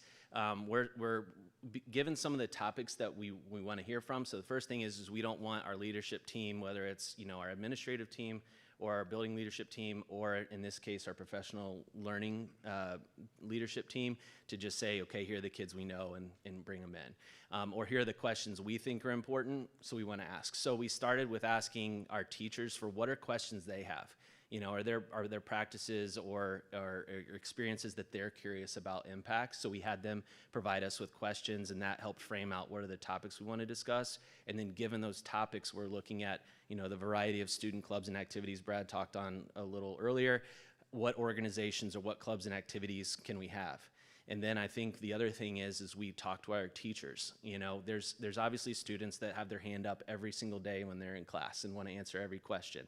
And those kids, you know, self-select a lot of times. So we ask teachers to think about kids that do a really good job of navigating the day and kind of playing along, and maybe in a different forum they're willing to express their ideas. So we ask for teacher nominations and then clubs and activities and all those different, you know, aspects. We also are really specific.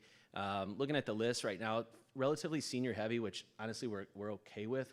Those in some ways those kids have kind of matriculated all the way through our system and had different experiences in different classes and seen a little bit of the evolution of some of our practices. But we also have, you know, freshmen and sophomores and juniors that are represented as well, to kind of see, you know, maybe what their experience specifically. A lot of the freshmen are coming in. Freshmen are, you know, I don't think it's very typical where cell phones and technology, you know, their expectations in middle school were more aligned with what we do. They have the lowest discipline in the building, which is not the norm, right? So like, what do their experiences look like relative to students who have been here a few years? So trying to do the best we can, yeah.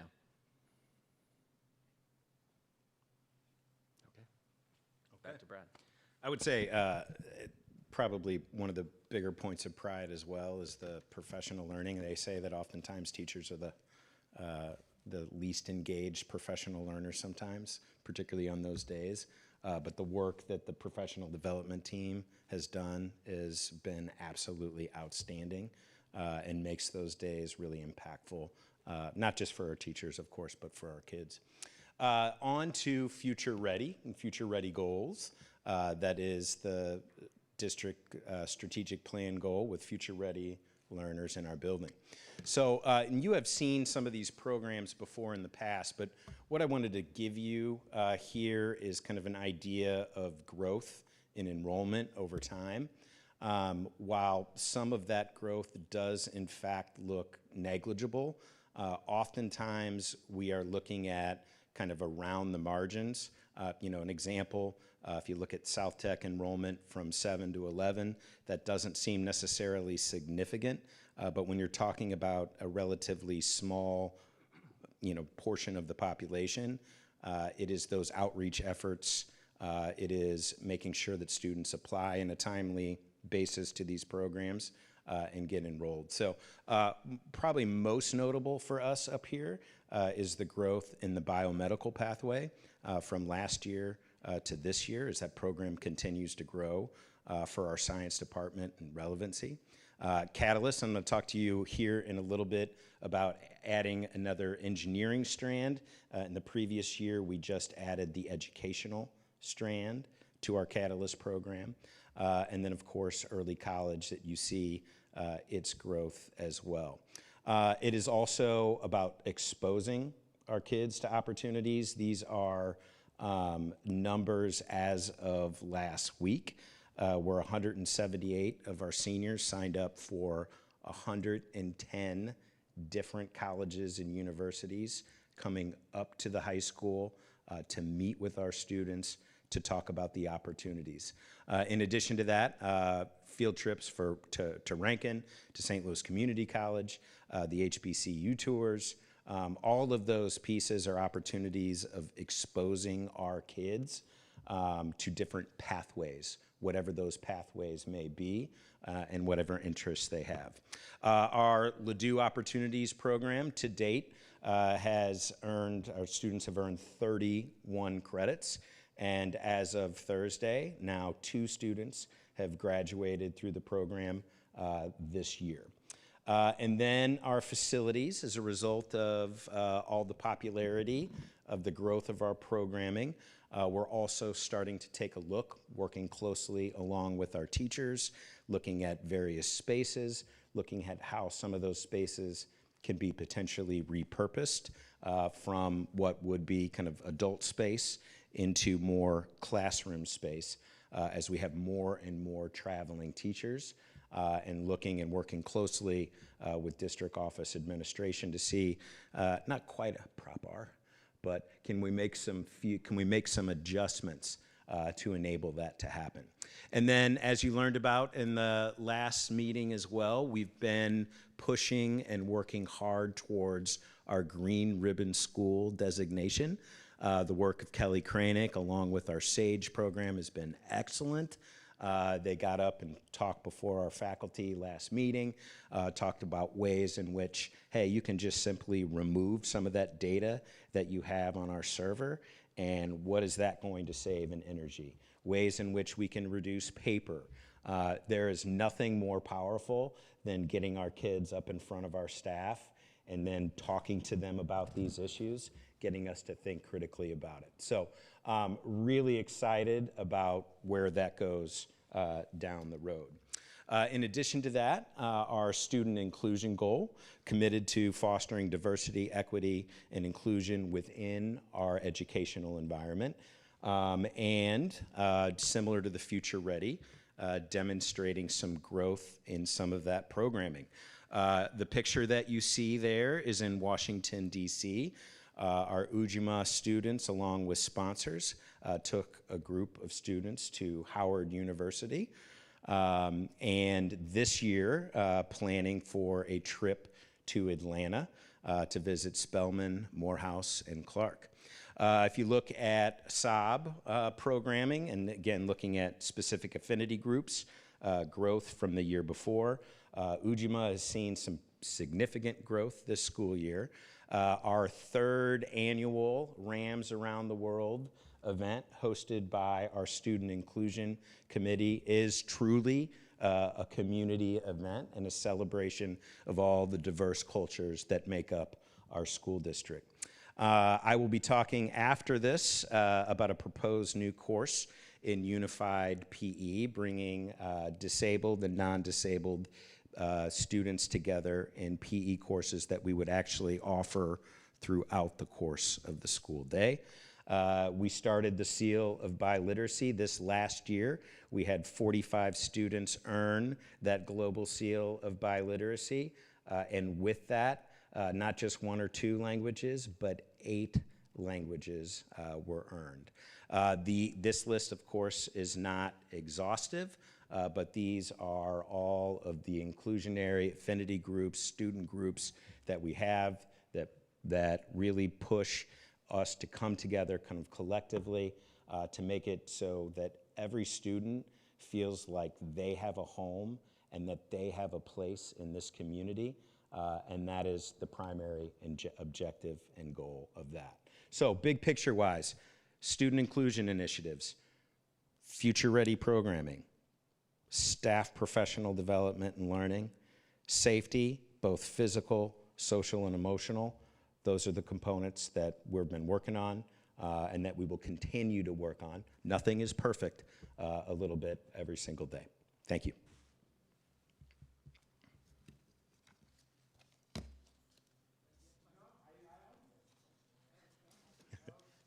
No, thank you both. I really appreciate everything in the presentation, and it is. I mean, the high school this is a wonderful place, and we have our guests here from Corrigan and Clark because I'm certainly aware that we're in this space right now, so students can't be, and that's kind of encouraging the conversation that is coming up next. So what I just wanted to bring up quickly is with the college and career portion. Principal Griffith, you have a wonderful background given where you were before Ladue, and I'm aware that that was a private prep school with a number of different considerations. However, it did have a very robust and comprehensive college and career counseling apparatus that also seemed to very effectively utilize the alumni network and a number of other assets, some of which Ladue has and some of which are just structurally different. Where can we, for lack of a better way of putting it, further leverage your expertise and your knowledge to kind of further elevate the college and career program? Because I see the momentum that LMS is building. So how can we make sure that when kids come in as freshmen and as sophomores, is it the parents of recent graduates presenting to freshman and sophomore parents saying, look, I wish I had known this when I was in your shoes? And those are things that, in our position or in your position, maybe it has to come from parents to say, you guys need to start thinking about this now. Yes, your kids are only 15, but it's going to sneak up fast. Or what can we do to really help? We're so high achieving in so many things. How can we further leverage the expertise that you have and the experiences that you've been exposed to in a different environment to elevate what we have at our school? So that way some families don't feel compelled to spend on private advisors or private college counselors. How can we really take it to the next level? Thank you. I don't know if I have all the answers, but I would say to you that one part of the effort really needs to be on the communication component with families and with students. So many of the things that Dr. Thompson mentioned in providing those school links lessons, along with what the counseling department is doing to reach out to families to understand, hey, kind of this is what course sectioning looks like, this is what scheduling looks like. And then on top of that, and I know we're working with the LEF in the spring, it's also providing the career day towards the pathways for our students. Oftentimes, students that are very, very successful and have been very successful are kind of creating, by their matriculation to their junior or senior year, a framework that enables them to be exceedingly successful in a competitive environment. I mean, part of it is also talking to our students about what all of that means. That has to be balanced, and I think this came up before when our counselors were talking about social emotional health, about finding what truly is the right balance for that particular student in that particular course, and then thinking about what that age looks like. And when I say that, I mean you have to be mindful of where a student is at, what they are capable of, and then also balance that with what they can handle in addition to their activities, their athletics, and all the other things that they're involved in. And so it's a very tricky balance in that. You don't want to go start talking about it too early and push the anxiety, but you want to provide that information to them in a way that the families and the students can hear. In an ideal situation, because it almost feels like it is, you have a dual mandate. There is the college and career readiness to get these kids ready for when they are no longer under our wing. I mean, the world's a very different and harder place when you're 18 and you're out of high school than when you are still here. So while they are still in, you know, kind of sheltered here and supported, so I understand the social and emotional counselors, they have one mandate. The college and career counselors have another. I guess, should they be one? Should everyone be, should they combine forces and then have kind of a smaller ratio in terms of counselors to students, or is it still optimal to draw that line? No, these are the college and career counselors, these are the social and emotional counselors, even though they kind of do have a bit of a conflicting mandate. I think right now they work collectively together with the, albeit not formal training and guidance counseling on the college and career side. I think they are looking at the holistic components of the students when, especially they're sitting with the guidance counselor, looking through the schedule, working through those pieces. So I don't see them kind of working opposite of one another. I think it's a question of kind of coming together and working individually with what makes the most amount of sense for the student given their age, and then also given what their goals may be. And I think the component of talking to them about their goals is a worthy conversation. Thank you. Thank you. I'll offer this as well. I think the work around the council-led seminars, the New to Ladue, the Crisis Lifeline, that's phenomenal work. And I think it speaks really to that greater, the social emotional wellness, which begins as you walk in the building and continues as you leave the buildings. That's just, I think, incredible work that's occurred. I would also offer, it seems to me that the lead administrators in the district and your administrative colleagues, you all have seen how you all are doing all of this work in tandem from a K or a pre-K-12 piece. So I think there's components of what's occurring in the high school that I first heard about at elementary levels last year. I mean, I think that is tremendous, right? You all see this as collective work for the young people when they walk into our buildings to when they leave.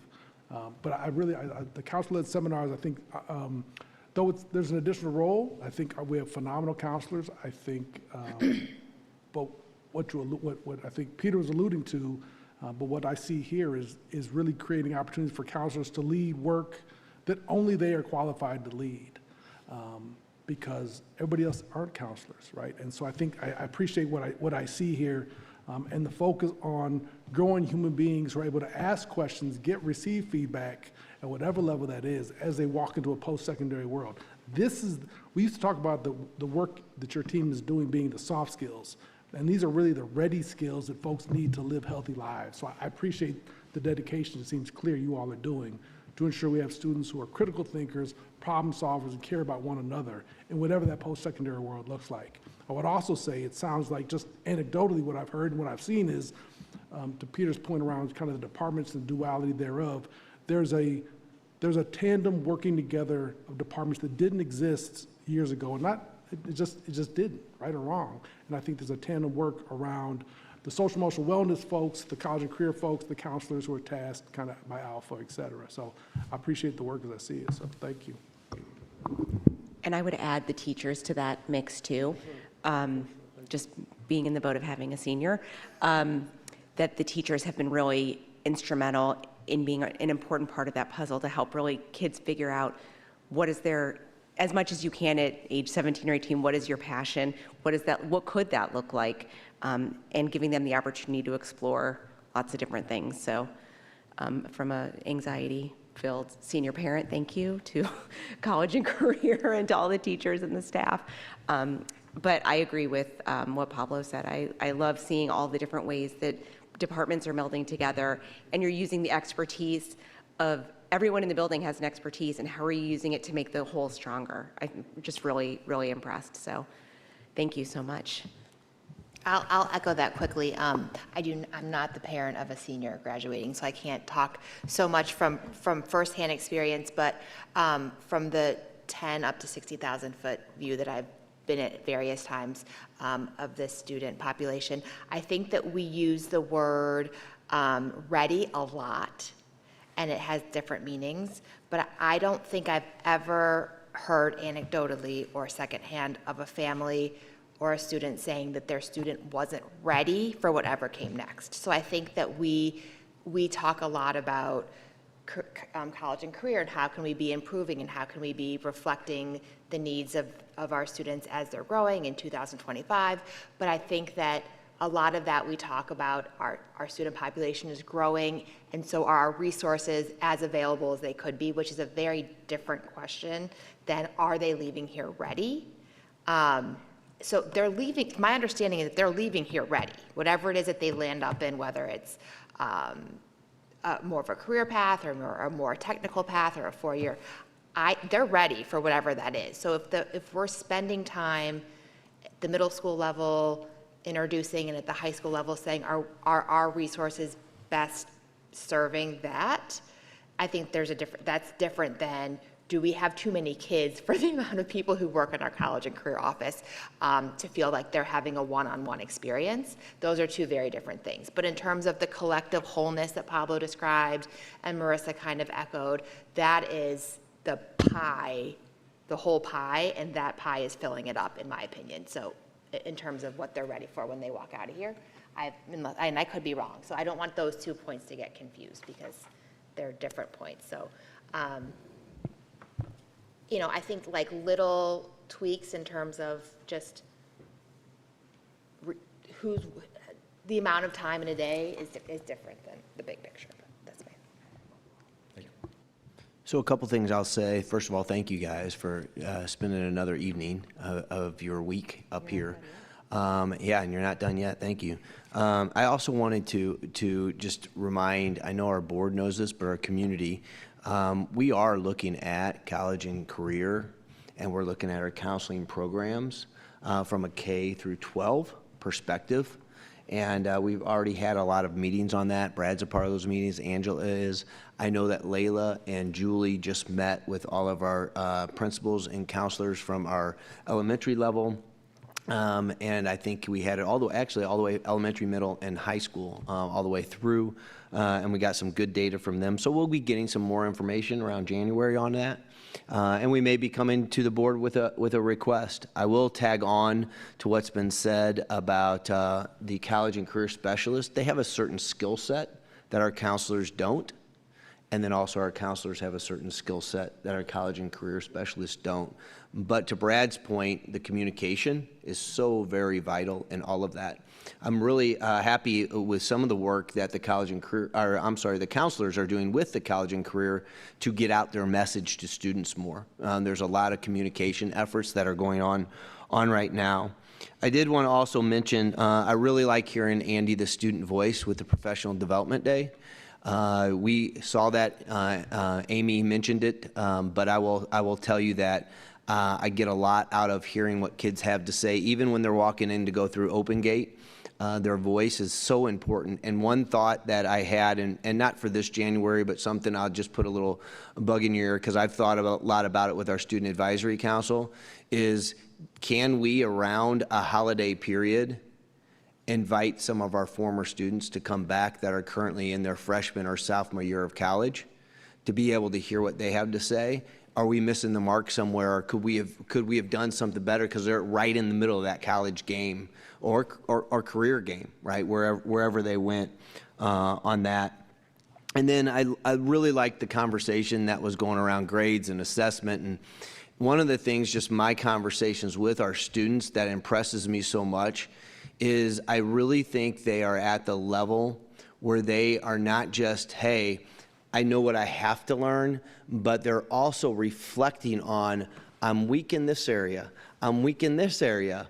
And to me, that's the true sign of really being able to accelerate your learning and understanding, is when you can reflect on that, learning yourself and personalize it. And we have created a structure at the high school, and now we have a structure at the middle school where I can reflect and then I can go get the support that I need. Layla and I were just having this conversation this morning about that. So I really appreciated what everybody had to say. And I'll just add, I am very impressed by this entire presentation that is not necessarily focused on anything. I mean, it all relates to academics, but this is the people things of the students that are in our building. And to hear, as being part of the student advisory group, to sit with students in the World Cafe, to hear them talk about their experiences in this building with our staff, what they've learned, what they feel, what they want to do with their lives, is all reflective of this. We don't get to get national merit scholars and state championship whatevers, because we got them all, without really focusing on the core of who they are as people.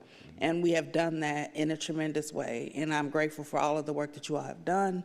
And I know that we will continue to build upon it, because this is a build upon what was, I think, 6, 7 years ago.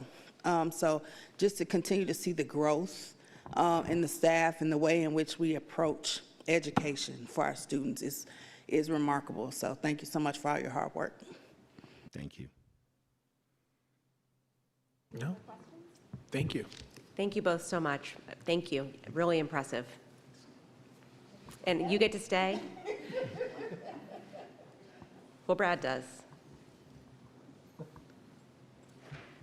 Course change proposals. Dr. Crabtree, Mr. Griffith? Oh, it's okay. I'm going to be quick. Great. You were both listed on the sheet, so.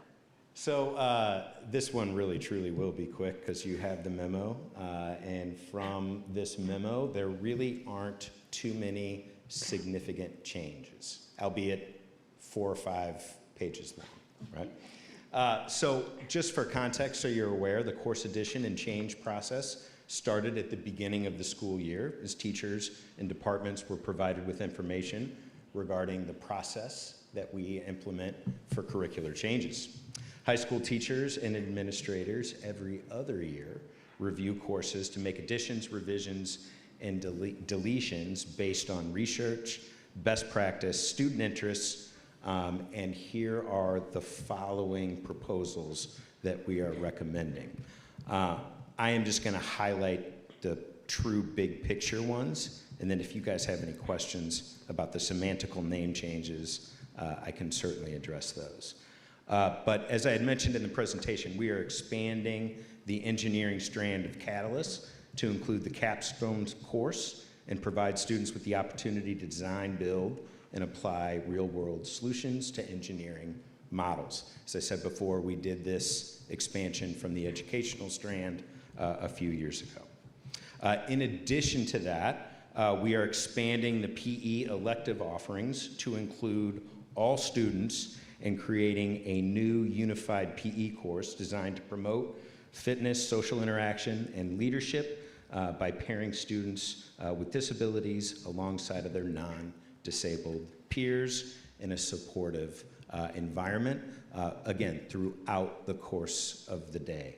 We used to have an adaptive PE that we ran during seminar. This is essentially adaptive PE along with PE throughout the course of the school day. So those are the bigger picture changes.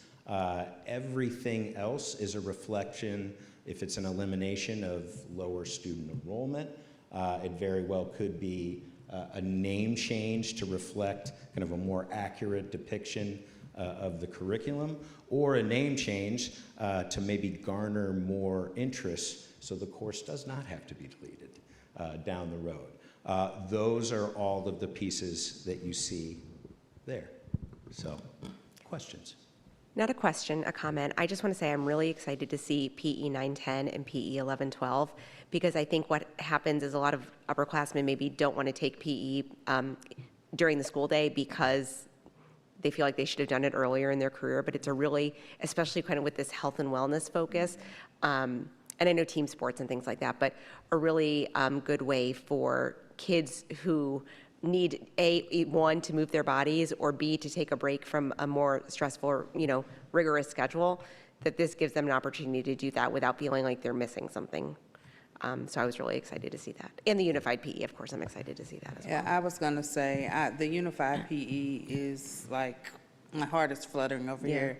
I just think the inclusivity of all students being able to participate in, physical education, regardless of ability, and then, like you said, to highlight the leadership that takes. We see it.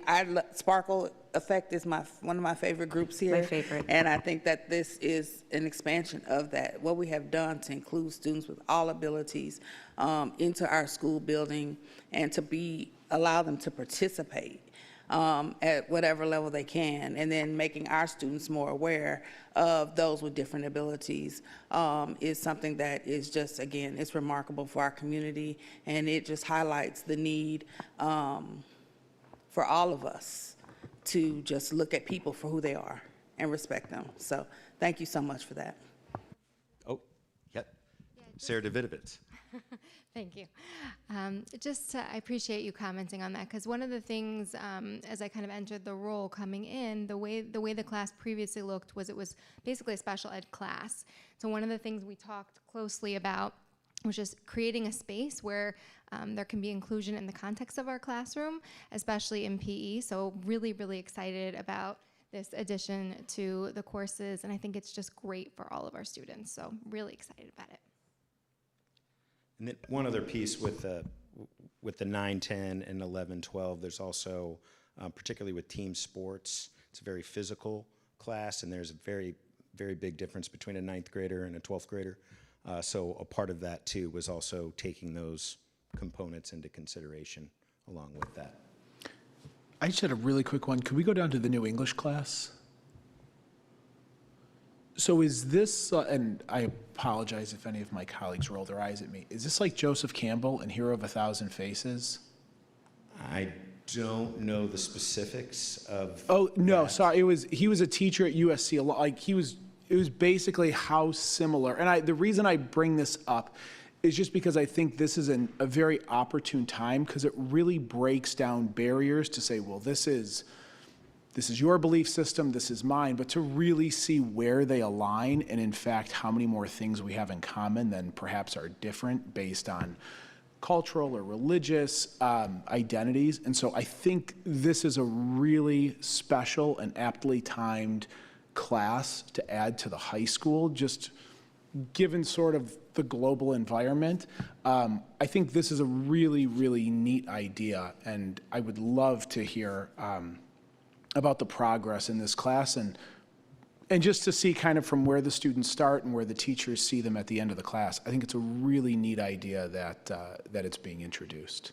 Good. I will connect with Jen Hardigan, and she can explain. Thank you. All of that. It's a very yes. No, thank you so much. Yes. If we're asking curriculum questions, how's enrollment in the, it was a couple years ago, the last time you had new classes, it was the history of St. Louis how's enrollment in that? Because I want to So take that. That is, if you look at sustainability and then the other Yeah. addition, that enrollment has declined. Oh. The history of St. Louis class, Yeah. though, is very healthy. It's like 2 years old, right? 2 or 3 It years. is, and Okay. so that course is alive and well. Okay, I'm gonna try to take that sometime soon. Okay. It's a great class. If you allow me. Yes. As an alumnus? Yeah, no, I'm just gonna, maybe I'll like adjunct or something.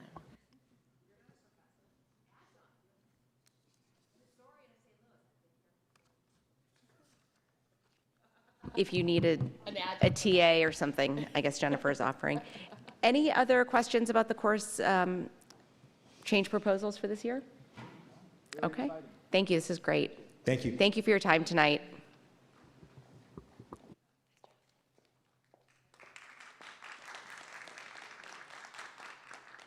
Sarah, you got two lumped together, so you didn't get applause after your presentation. That was for both of you. Okay. Cordigan Clark, Dr. Macy, and Cordigan Clark team. So good evening again.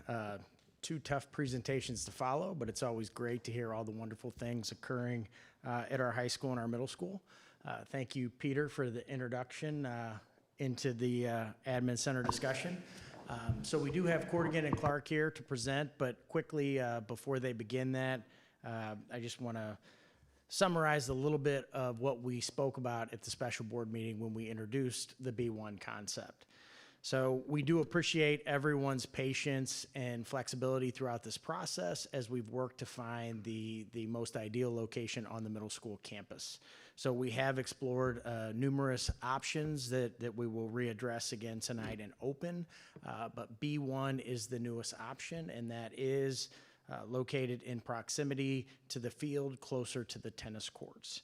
So we are at a point in our process where we are going to ask the board tonight or at the December board meeting, there's certainly no rush, to really drill down and say, this is the location that we want Cordigan and Clark to move forward with, examine, and start developing the detailed drawings so that we can move forward. So again, what we don't want to do is we don't want to rush the board, we don't want to rush anybody, but the next step in our process will be to determine where that location is that we want to move forward with that drawing. So I'll turn it over to our Cordigan and Clark team now. Thank you and good evening. We're happy to be here tonight with you in person. We're going to move pretty quickly in the beginning here because it's redundant, and it's just a brief overview of how we've gotten to where we are. What you see on the screen in front of you at this point is what we call a constraints diagram. It's what we started about our review of the site. Prior even to being hired, we looked at all the issues that were in play that we had to consider in what we did. Let's see if I can get the clicker right. Okay, next slide. So initially, we had looked at a number of different options, 4 of which happen on site. We even looked at a couple places out in town that might have fit for you as well. And we came to the conclusion initially that the A building, which is the existing administrative building, was probably, for a number of good reasons, a good fit. We have developed several schemes that have related to how the A building would be adapted to serve the needs in the future. Next slide, please. I'll let Erin speak briefly to some of the granularity of this. Sure, good evening. Hi, as Greg mentioned, we looked at the A position on the middle school site in great detail. The 4 that we continued into pricing was A1 renovation with an addition and a connection piece, leaving the occupants of the administration building during construction inside the existing building and to be flip-flopped so the construction would be phased. A2, we looked at kind of that same development of the renovation, addition, and connection, but with the added benefit of moving the administration to a temporary office space, enabled to shorten construction period. A3 was a complete new construction, a demolition of the existing administration building. A4 was a new construction temporary office space as well. The difference between A3 and A4 was we were removing the connection piece that we were looking at for the first 3 options on the A site. At this time, the numbers, as we've mentioned, were coming in a little bit higher than anticipation due to a myriad of reasons, which we'll walk through briefly again. So we decided to pivot and look at another site option and really delve into that. So we'll re-examine all of the options in terms of high-level concept models, test fits for program, and then we'll look at a comparison of cost estimates again and discuss the next steps. So just in reiteration, the design process is circular. So it's never one linear place that we start with an idea and we end up at the end. We're always repeating. So in best efforts to utilize your site to its highest capacity, not only now, but in the future, but also to be a strong steward of the money that you are allowing us to spend during this construction opportunity. We wanted to make sure that we're going to get this right. Let you speak to this one as well. So looking at A1 and A2, we're looking at a 2-story addition that connects the existing administration building that you see on the upper part of your screen. That 2-story administration has roughly a little over 10,000 usable square feet. Dividing employee entry with visitor entry was a #1 goal for safety and security. That 2-story addition acts also as the connection piece on the lower level. So intentionally, it's a 2.5-story building, so the lower level does connect to the middle school. You can see right now that we are getting relatively tight between the middle school and the new construction. And in reality, there's a grade change, there's a retaining wall in place. These are all things that are really impacting the site development costs when we went to create a construction rough order of magnitude. The availability of machinery and construction crews to get back in between that courtyard space is going to be very challenging. So that does elevate the site costs for the work. As well as we know that there's a large fiber line connecting the middle school admin down to facilities that would have to be relocated if we were to bridge the gap between the two buildings at this time. Just to interject for a second, all of these schemes that we're showing you are not design work. They're a preliminary look at the site and the liabilities we might have by developing one part or another. And the intent is just to review the program and to make sure that these are viable options. And all of them could be accounted for. Some of them are just more expensive than others. We want to share with you the pros and cons. All of these options we're very excited about, as it does allow you the room to grow that you need to grow, as well as have the functional office space that brings the departments together and have some of the amenities of the different styles of meeting and conferencing zones that you so highly idealize. So these are just massing studies on what would a building of this scale look like in comparison to the middle school, in comparison to the existing administration center that you see on the right side of this view. What does that link look like? What does a 2-story link look like in relationship to the existing administration center? And then not only do we look at it on the site view, we go inside the footprint to make sure that the spaces are accounted for in our programming exercise that we shared last time, that the spaces fit the square footage that we shared, that we have the number of offices that we need, that we have the number of meeting rooms that were desired. The boardroom fits the things that we had talked about, with utilizing the boardroom for a professional development area as well as a bisecting for 2 large conference rooms. In no means is this a design or what we call a space plan. This is a glorified bubble diagram to make sure that we are testing and that the mass that we show will actually fit the spaces internally, meet code, meet the vertical circulation, as well as keeping the most public of your activities on the main ground floor. And as you go down or up, that they get more private in nature. So that's what these represent. And really looking at how we can demo the interior or internal of the existing administration center and what that would mean. So this is looking at that second floor of the addition and more of the private office space and conferencing of that suite. Go to the next slide, please. Again, this is back to the lower level, utilizing the lower level in this concept as storage, open gather, where we are introducing the natural light into the space.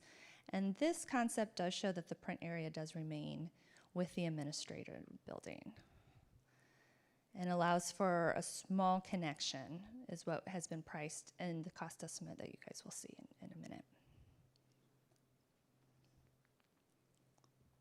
So what have we learned? That we have the option A on the boards that have some pros, have some cons, but we wanted to verify and test amongst ourselves, does it make the most sense? So we had previously looked at C, and C does check a lot of nice boxes, but C is also going to be the longest in terms of pre-construction and construction, with the movement of facilities into another location, the demolition of a fairly large building and its surrounding site, and then building another building that we know all in told will be more than the A cost estimates that we were experiencing. D, we want to keep the tennis courts intact, excuse me. That is a clear, definitive no, we're not going to be building on those. So really looking back at B and sharpening our pencils, if you will.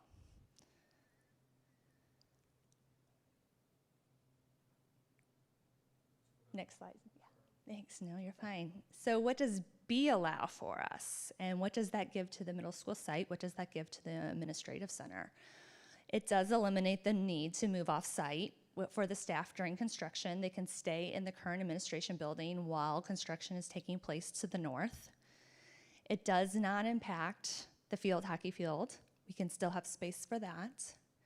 It does reduce the site constructability challenges significantly as we are working with less grades, we're working with more open space. It does allow for an option-filled future for additions of the academic wing of the middle school if and when you choose to expand. And it's also going to be a little bit more cost-effective in your overall budget than the options on the A site. We don't have to demo or renovate the current administration buildings. Currently, if the choice is to understand what that building could bring to the district in more of a short term and really hone in on that. And then it also, as you'll see here in a minute, provides the long-term options for the overall master plan for the middle school to continue to expand on its site, both academically and in terms of athletics. We get a little bit more increased parking count than any of the A-side options, as well as it provides really nice views for the administration to be in that B site, kind of elevated, that has the overall look of the entire middle school site. So looking at this as a master plan, putting the administration building with additional parking, north is to the right, so I'm going to say up west of the field hockey, an area during the J for gym, still allows for you to continue to look at that A site, the existing administration building in its totality and what that can bring to the district, or demolish it and build something new now or in the future. It still allows all of those options that are on the table. It still allows the option of developing the facilities area into something that could be a different use in the future, as well as continuing to move north and develop that area into more of an athletic zone. Competition fields, a field house with concessions, restrooms that could be shared by the competition field, the field hockey, and the tennis courts. So really looking at the site in totality and making sure that the decisions that we're making today aren't impacting any of these future phases.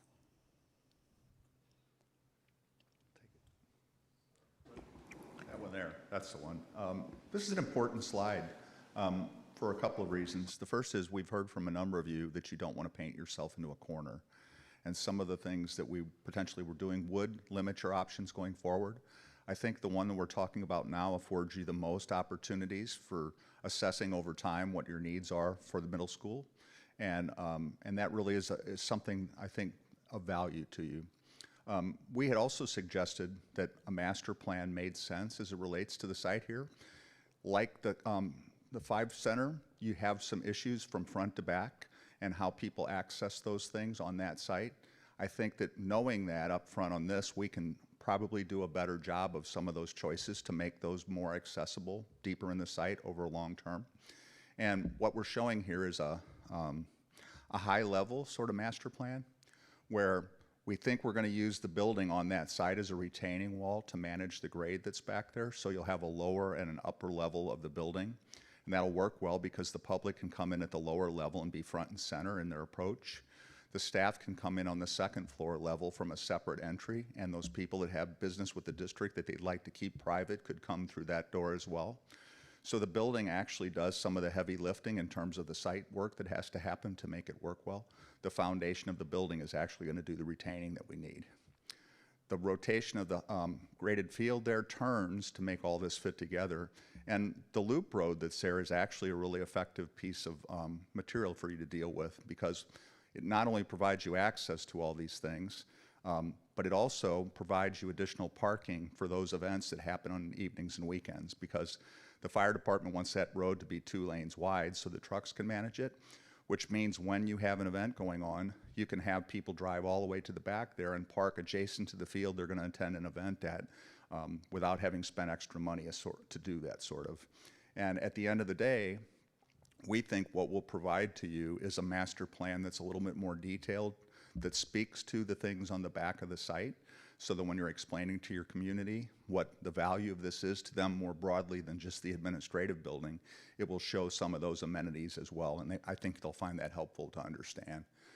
We do think eventually there is a concession stand back there, and our current thinking has the turf field, which would be the higher end field, happening in the back there, and the one here would be still grass at this point. It will have the water management devices that we need for the site to work buried under it.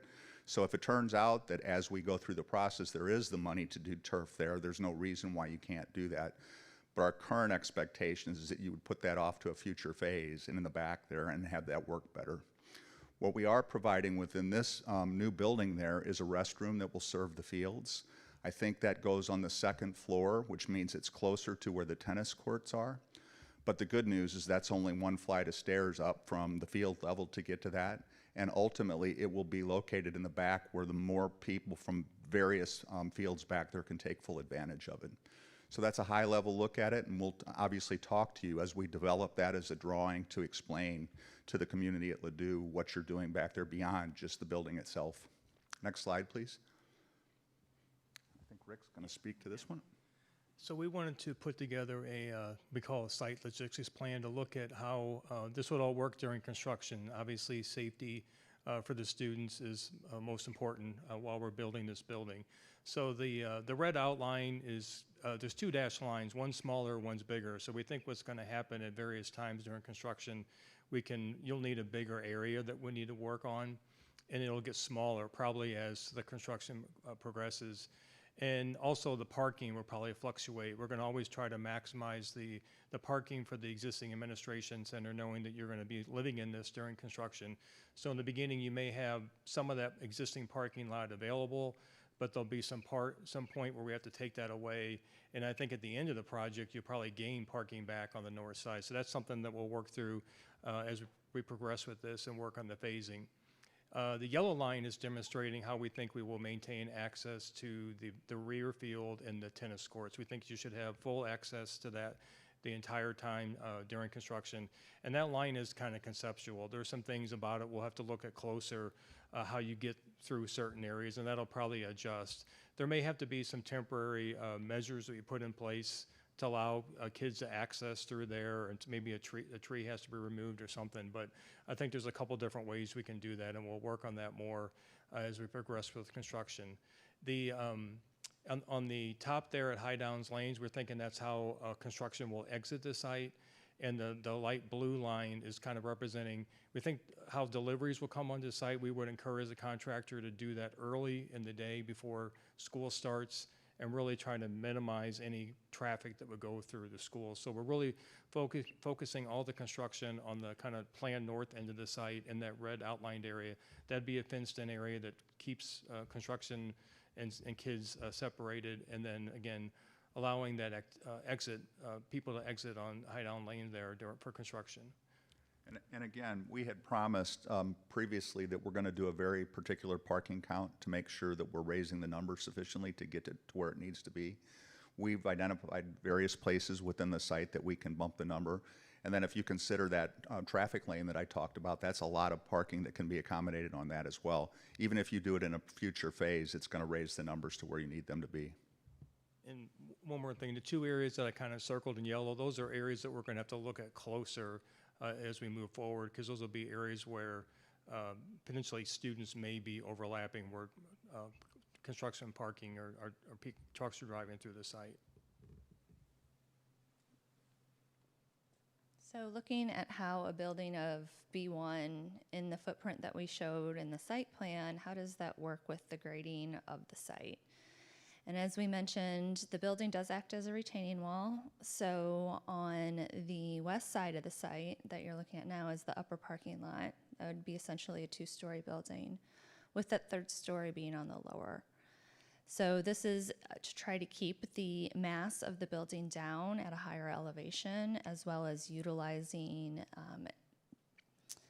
below-grade subsurface walls that we're already building as a means to retain the different levels of the site. Next slide. A view looking northwest, kind of into that subdivision behind. And right now we've specifically taken all the trees out just to really understand what the topography of the existing site is doing.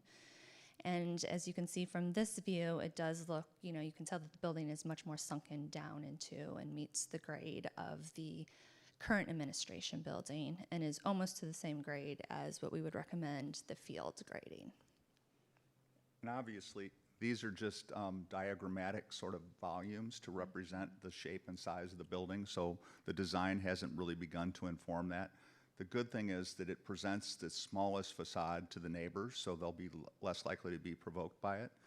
It also means that you're welcoming visitors into the primary entrance into the building. So as an architect who's designed things for 30 years, that's much cooler than it looks like in this image. There's a lot of real opportunity for it to be something quite nice. And so we're both excited about what that presents as options moving forward.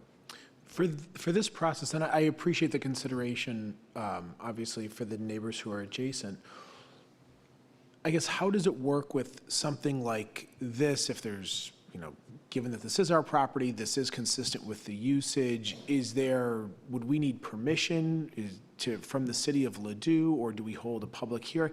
I guess I'm just curious, what is that sort of, that interaction with the neighbors or with the city of Ladue for this project? There will be a review with the Architectural Review Board to show them what it is we're doing, and your neighbors will likely show up for that. Knowing what I know for as long as I've been doing this, they will be less likely to be irritated about the building and more irritated about whatever lighting is going to go onto the building. So we will make sure that the lighting we will use for whatever parking is there is the kind that's aimed down and away from them, rather than, what sets people off faster than anything is lighting on a ball field, because it's such a glary thing that really disrupts their house, and they have to pull blinds and all those things. So I wouldn't expect a big fight. We will do some landscaping on the area adjacent to the parking lot They were forced to take some of that landscaping down, apparently by the city, I believe. I think we can infill some of that to make the buffer a good one again. And the building will be attractive and quieter on that side than perhaps it is from the entry side and from the field. Okay, thank you. But what we're seeing here, it does still abide by the zoning ordinance for the city of Ladue in terms of height and everything, so you're allowed to build something. But yeah, we would have to go through all the measures for approvals. Okay, thank you. Mm-hmm. So again, like the A options, we looked at the interior as well as the site to make sure that the program, this is a little bit smaller than the A1 through 3 options because we don't have that connection piece and we are able to start from scratch. So we are intentionally utilizing a very small footprint just for this concept test fit. As we move forward into design, you know, the shape could change a little bit, but we wanted to make sure at a smaller square footage internally, can we still fit the entire program? And what does that mean for room for growth, for the number of amenities, and really looking at this solely as where you enter as a visitor has the most public-facing program, and as you go up into the building, it gets more private. So if we can just scroll through, please. One more. Yeah. So kind of utilizing that middle level for semi-public and then the upper level for private. And just to add a nickel's worth, this program is still malleable, so you're still part of this discussion, and the ultimate scale of the program is dependent on choices you make. And so at no point should you consider this to be sort of a cook thing, because it's not. We're examining the program and your budget and your needs at the same time. The reason we sort of did a gear shift here was the additional space that it took to make the nice connection to the school that we had talked about doing was never accounted for with the program. So we're going to re-examine all those issues with you again and make the adjustment we need to, and then you'll get a building that starts to come together at that point. No, thank you. One of the things I really appreciate you guys said earlier was that a building like this could look out on, you know, kind of what the purpose of the whole district is, you know, to have student interaction and recreation. And I know you said, if you could go up one more, slide to the first level, sorry, one more. And I know that we haven't even entered the design phase, but even if the boardroom turned 90 degrees, so that way the backs of those presenting is on that wall that is facing what would be east, and then if that was glass, so that way at least they wouldn't have to look at us or whoever our successors are, they would see all of that beautiful space outside, hopefully through windows, and then still have that direct access. So I think it's a really exciting opportunity and some really neat things that we could do for the district. We agree with you completely, and just to give you an indicator, every day when we talk about this, we come to conclusions that shift the gears a little bit. So the reason I had mentioned previously that I thought the restroom worked on the second floor is if you remove the restroom from there, now you have a glass wall that's forward-facing to the people that are arriving at the building. Mm-hmm. And so we want to present you in that way. That is the public realm that they first enter the building at, and most of that floor is available to them for use for one reason or another. It gets more secure as it goes up and more private as it does so. So we're going to continue to develop these as ideas and then share them with you, and at the end of the day, you get to pick the ones that work the best for you. No, thank you. I think that metaphor of more sunlight is always an important one. Absolutely. Thank you. I just have one quick question with regards to the grading. I know that you had mentioned previously that there's some grading changes the further you go to the back. What do those grading changes look like where the existing tennis courts are? There's about 12 feet of grade that's adjacent to the ball field where the backstop is, mm-hmm. and there's another 3 to 4, maybe perhaps as much as 5 between there and where the tennis courts are. So it's about 15 feet all in, and the building is 15 feet floor to floor, so it accounts for all of that. Okay. Thank you. In layman speak, is that just that little hill?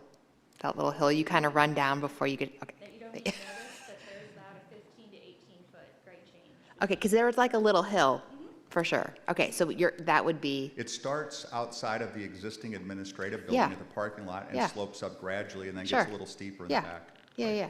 Okay, all right. No, you're fine. Can I just ask you one more question really quickly? And I don't know if this is you, this might be you, Ms. Dr. Macy.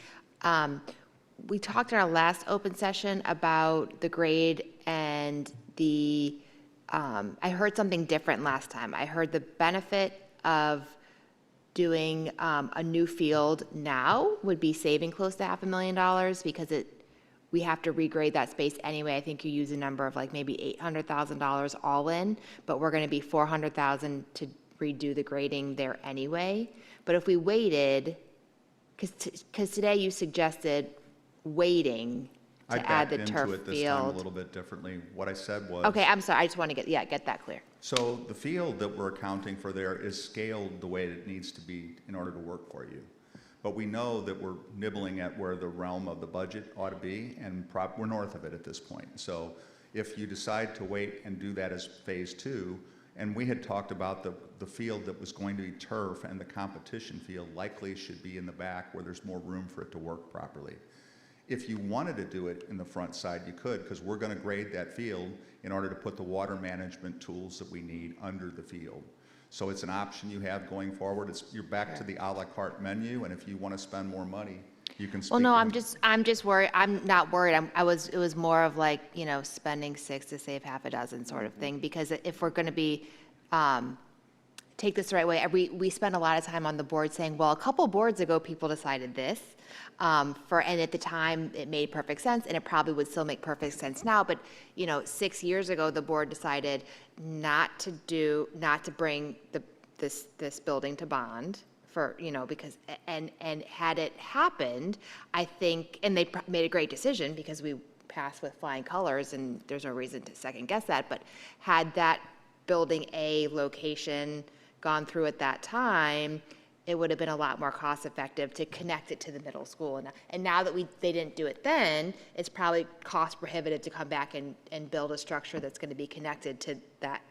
So now I'm thinking about the fields, and if we're paying, I want to make sure that we're not passing a more expensive buck a couple years down the road. Mm-hmm. So I think that's a great point, and I think what this opportunity is, and I truly appreciate the kind of the high level master planning piece here, is that once we're ready to go out for bid, we can do optional bids as well, similar to what we did with the tennis courts and whether we were going to do asphalt and or post tension. So I think that we can talk through some of those other components and say, this is a great opportunity. Let's go ahead and see what that cost is today, because we know that the cost will be greater tomorrow. So the longer we wait, there will be increased costs there. Just so I'm clear, let's say the field's $900,000. I don't know. I pulled that out. It might be 0 to 900 on paper, but if we already are incurring costs today to regrade, and then we're closing that up and regrass and resodding or whatever you do for the grass, and then so now it would have been the difference of 400 and 900, but now we're going back to 0. Does that make sense? So I think there could So it's not even the cost today, it's that we're kind of double dipping that cost, right? And we could save on some of those crossover components, as well as the mobilization, as well as the contractor overage. So there definitely is some opportunity there above and beyond just the cost of the turf and the installation. So it is a great opportunity to say, what can we do if we decide that we want to move forward with this? And then the board could look at the total schedule. The other thing I want to say too is that we are now in a phasing where we are going to have multiple fiscal years to really draw from and make determinations. So we already had money budgeted in this fiscal year for design work. So we budgeted $1 million for design work. So we'll begin that process of spending there. So we will have next fiscal year, and we really could trickle into the third fiscal year too, just based off of the timing and starting the fiscal year in July.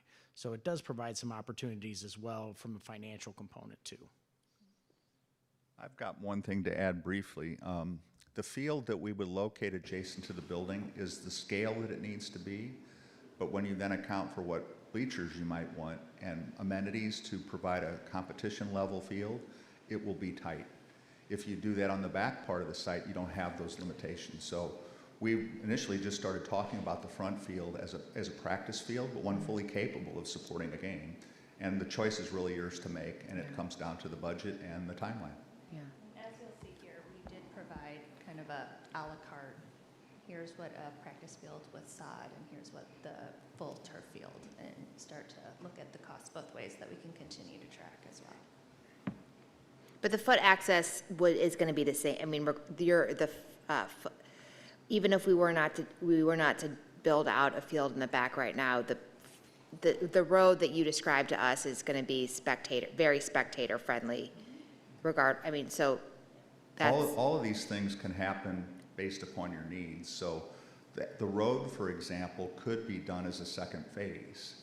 Like if at the end of the day, we look at the money that's available and it makes sense for it to wait a little while in order to do the road, you could do that. It's really your choice to make.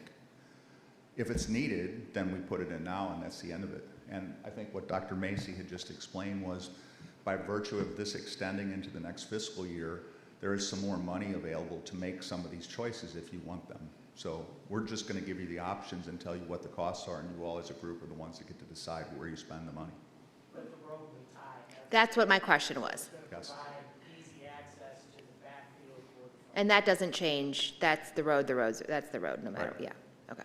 So I did have one quick question, and we really never explored this, and I know you said it's a 15-foot grade change, but those tennis courts are facing the wrong way. So if we were to get rid of the tennis courts and slide the building further down, what would that do in terms of cost and/or accessibility? Or was that even an option that we explored? Well, if the tennis courts are not satisfying your needs as they sit right now, we'd have to consider what the needs are and then examine that to see. Well, they're facing east and west, and they should be facing north and south. And to me, that's a geometry exercise, and so I would start by looking at them and rearranging them and seeing how much additional grading would have to occur to make that work. Because when they orient differently, they're going to stack differently. That's a long, nice linear thing that happens almost on just one level. And so as it starts to become something different, we'll have to reconsider it. The reality is that you could. I'm saying to build the building there. Yeah. Take the tennis courts out. The And building use will that be- would be as, I think it was option D on one of your previous slides. The building will be more complicated there because Okay, that's what I want to know. The grade lower is what allows it to be a 3-story scheme that's embedded in the site. If you move it up further, you'd have to have 3 stories above grade, which the neighbors won't like, or you'll have a basement level, which the people in the building won't like. So we would not have considered that, but we can if that's what you think is. No, I just wanted to know that. Okay. Thank you. All right, you're welcome. Okay, now we want to review the cost here, and this is in a similar sheet that you've seen before, and we have the 5 options outlined here. So there's a lot of numbers on the sheet, and I think you've already seen this. I'm just going to hit some highlights here. The thing that we've learned from the past couple of weeks as we actually did these test fits is when we look at options A1 and A2, the building square footage is being increased, and that's because of the connection piece and the circulation. And it's a little less inefficient because we're trying to connect 2 points, both in plan and elevation, and we're working around that. Option 3 has the circulation connection piece to the middle school. The ones that start to get more economical are A4 and B1. And that's because we're separating the admin building from the middle school, and we don't have the additional square footage. So if you can scroll to the next page. Yeah, that yellow line, I was kind of focused on that because if you zoom in a little bit, that's really showing what we think was going to occur if we were to bid these options out. So the option B1 is about $11 million, we think, if we bid this out next summer. Option A4 is about $12 million, and then the other ones start to go up from there.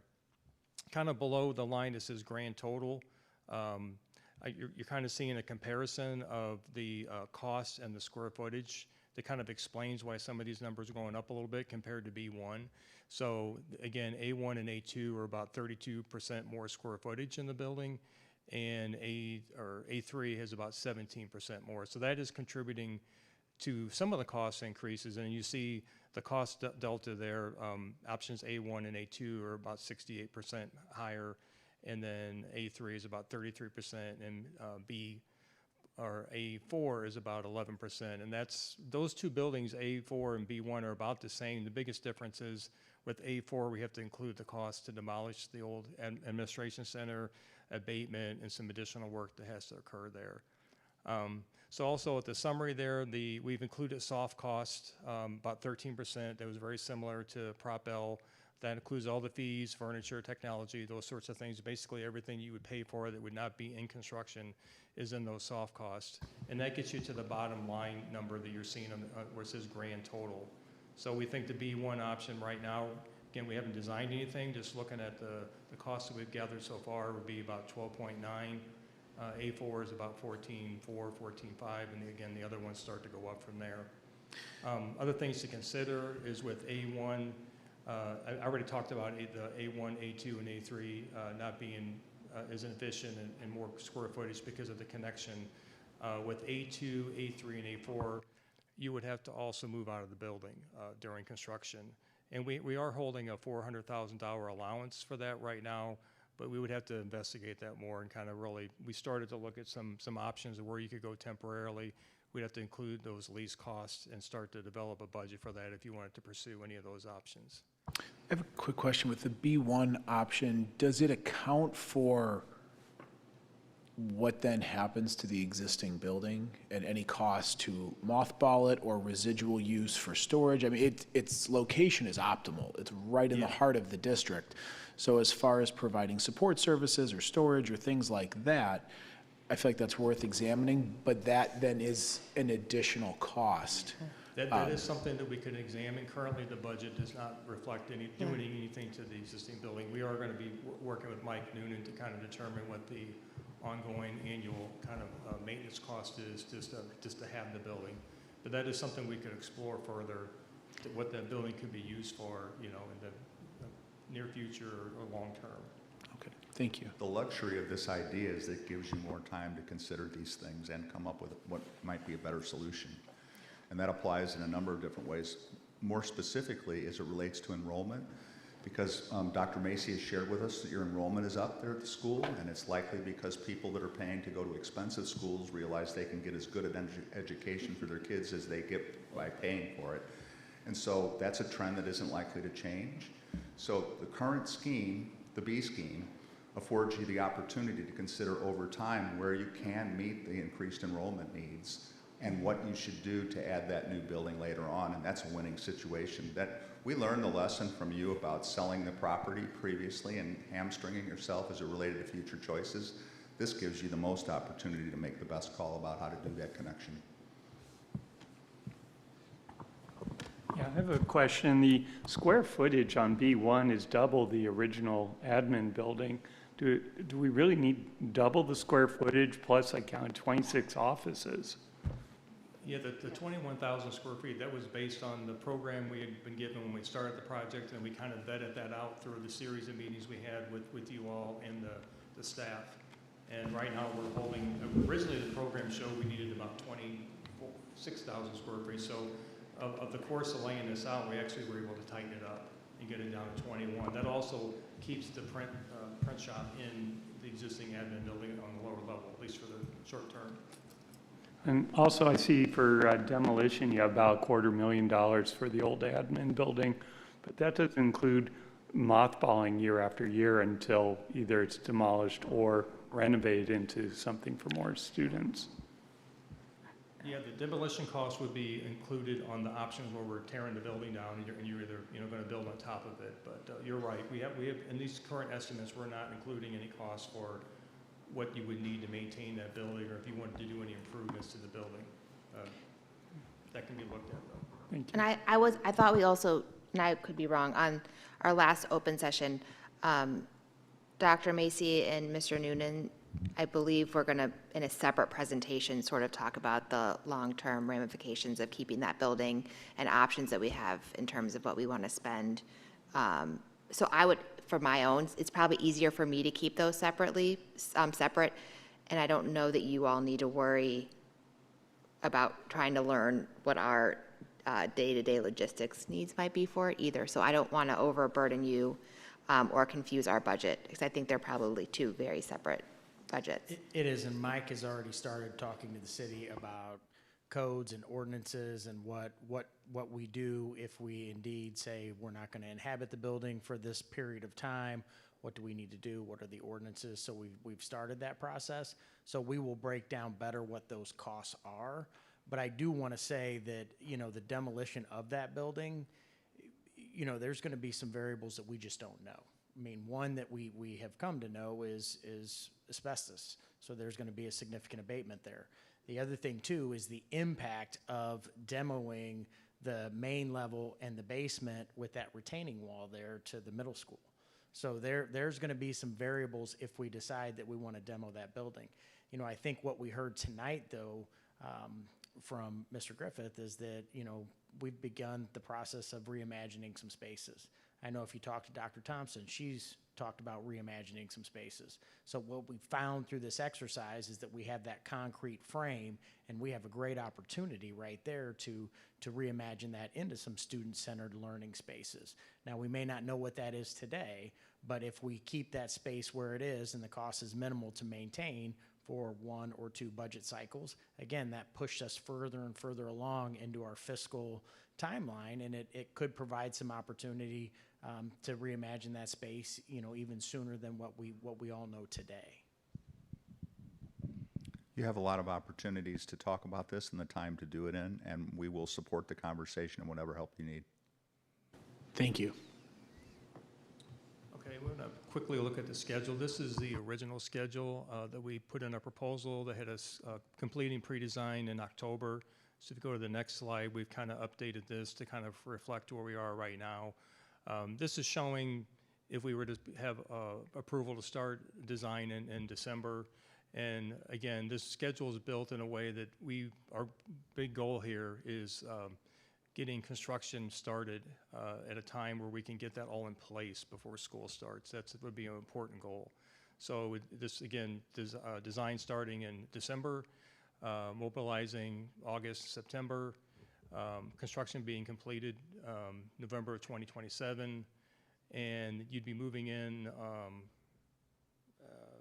December of 2027 and occupying the beginning of 2028. And the other goal we're trying to do is get the grading and the foundations in place before the winter hits. That would be important. So this schedule can move, and we can look at this on the last slide. We go to the next slide. So before we move to this, I just wanted these additional costs that we've been kind of talking about. Some of these, they're not in the numbers you saw earlier.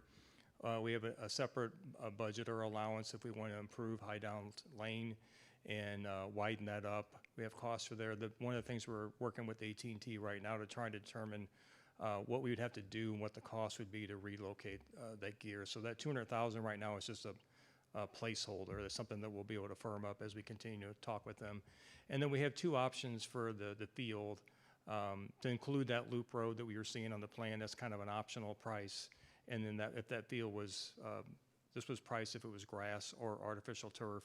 Since we've done this, we've kind of been talking about the artificial turf maybe being in the back of the property like we've been talking about. So these are all kind of just placeholders right now to give you an idea of what some of the costs would be if you wanted to add those options to the project. So go to the next slide. And these are our next steps. So what we're kind of looking for, whether it be today or in December, is an option to proceed with and to design. That helps us out quite a bit because all these numbers that we're talking about can be further refined based on a real design. And the schedule we looked at, you know, either whether we start and design in December or you give us the approval to start in January, the schedule will be very similar. The one thing that we'll kind of run into, the more we push the start of design off, is the more construction pushes into the fall, you're going to be hitting the winter. So we may have a 4-week delay in design, may start to add more time in construction, kind of hitting the winter and kind of working through that. So, and there'll be some additional costs the more we push construction into the winter. So one of the benefits of proceeding into design is we can start engaging with our engineers more, with the city of Ladue, and kind of figure out some of these questions that have been asked about our approvals, begin to design the building and the site, and then to define a firmer cost and scope for the project. So the next time we meet, we're going to be doing a cost estimate at the completion of each design phase. So when we complete the schematic design, we'll have an updated cost estimate. It's going to start to get more and more accurate as we proceed with design. So at this time, I think we're ready to answer any other questions you might have. Quick, I just want to add too that Corrigan Clark is using a third-party estimator as well. So what is different from this process and our Prop L process is that we are engaging that third-party estimator. So our goal is to get these numbers as close to where they're going to be on bid day to not have to engage in the value engineering process. Now, Again, we've seen volatility in the construction market, so we can't rule out that there won't be some value engineering opportunities. But I do want to really call out the due diligence that this team is doing and ensuring that it's not just them coming up with these estimates, but they're engaging that third party. So there is the possibility that even that 12.9, I know it's hard to say, but we talked about it today, it could actually go down. So it's not just locked in at 12.9 and going up. Based off of this process, we're still engaging and we're still tweaking, and we will continue to do that clear to bid day. Yeah, I'm glad you mentioned that, because I meant to mention that we actually have 3 sets of eyes looking at this. We have our own in-house architectural team that are working on the estimate based on our historical cost data. We have our own in-house construction team, as well as the third-party estimator that Jeff referred to. So we're really trying to get the numbers accurate as they can be at this very preliminary stage. In the meeting we had last week, we shared a chart that kind of demonstrated what we're trying to do. We're holding up a design contingency at each phase, and that's a higher percentage, and it drops as we go across. Because our goal is, what we want to do is not repeat kind of what happened with Prop L and some of the value engineering that Jeff was talking about. That really disturbs the design process, and it causes a lot of problems. So our goal is to keep that number about the same as we go through the process, and maybe even get the number down a little bit lower in bid day. It's also very disappointing to the people who have been told they're going to get something to find out later on they can't afford it. So we want to determine what those issues are now and adjust so that that doesn't happen. If I may, I'll just offer a nickel's worth. I think it's important for the board for us to focus on the fact that we looked at this endeavor to really increase the opportunity for adult learners to gather and to build capacity. As we heard earlier from both our board presentations, the educators have to find time to meet, have adequate spaces to meet and grow together. Also with the space that would allow the high school to be utilized for students on an evening like this. So I think I do appreciate the foresight and looking at what else can we do with the green spaces, et cetera. But as a board, we did talk about the fact that we needed this space so that adult learners could learn effectively in spaces for years to come. And Director Snibman, I think to your point, it is expansive in terms of the increased footprint or the space, but it's so that we can actually have space where, again, adults can learn together in a way that hasn't occurred in the district in a long time, because the spaces haven't been present. So it's thinking about, we need more kind of classroom space for adults than we've had, instead of a small space to meet twice a month. So it really is, I think, an endeavor to grow the opportunities of a space where we know the adults are a critical component of what we do. So thank you. And to add to Pablo's point, we are bringing together departments that currently are in separate spaces. You know, C&I, some are at the high school, I think there's some at the 5th grade center, and to bring everybody under one roof wouldn't definitely necessitate a much bigger space. And the ability to have a room where a whole grade level could meet, the whole district could meet, you know, and as many people were in this room tonight could be in that building for a board meeting, so. And by the way, that's why I mentioned that the program is still malleable. You're going to look at this and determine whether and we'll put furniture into the plan so you'll get a sense of how big it is and how many people can sit in it, and then we'll adjust the program to get your needs met. I mean, that's how the process works. So, I'm sorry. I think we just went the same time, so that Go. was the. How long this building would last? What's the lifespan of this building? A long time. I mean, it really depends on what it's made out of and how it's put together, and we think it's a substantial, a lot of it will be concrete because it's in the ground. It's going to be a masonry building, I would assume, like the rest of your buildings are. We think we'd probably use the same kind of material content that was chosen in the most recent edition. So they made choices in that process that are about melding everything together into something that looks like somebody considered it all at the same time, and we think we're doing the same thing. One of the models that Aaron showed you had that same kind of attitude where the concrete frame of the building was expressed and the brick was the same color, and then they chose to use green glass because of the green roof and how that pulled all those things together. I think our strategy will be similar to that. You do have the ability to make some difference happen as it relates to this building because it's not attached. So it is freestanding, and if you want to express some attitude or some value or some anything to the community that says this is a little bit separate but still on the same site, we have that flexibility to do that as well. This is a tremendous decade of physical growth for our district. And so this is more to learn sort of what we can expect. Our community has been very blessed with Prop L, the high school first, and now we're talking about learners who have spent a vast majority of their time in Ladue schools coming up to the middle school with their campus being under construction. So the year and a half time frame was longer than what I had in my head. Was that and again, now we're talking about kids who've had their elementary schools, you know, for years, and then they're going to come up to the middle school and they're going to have had.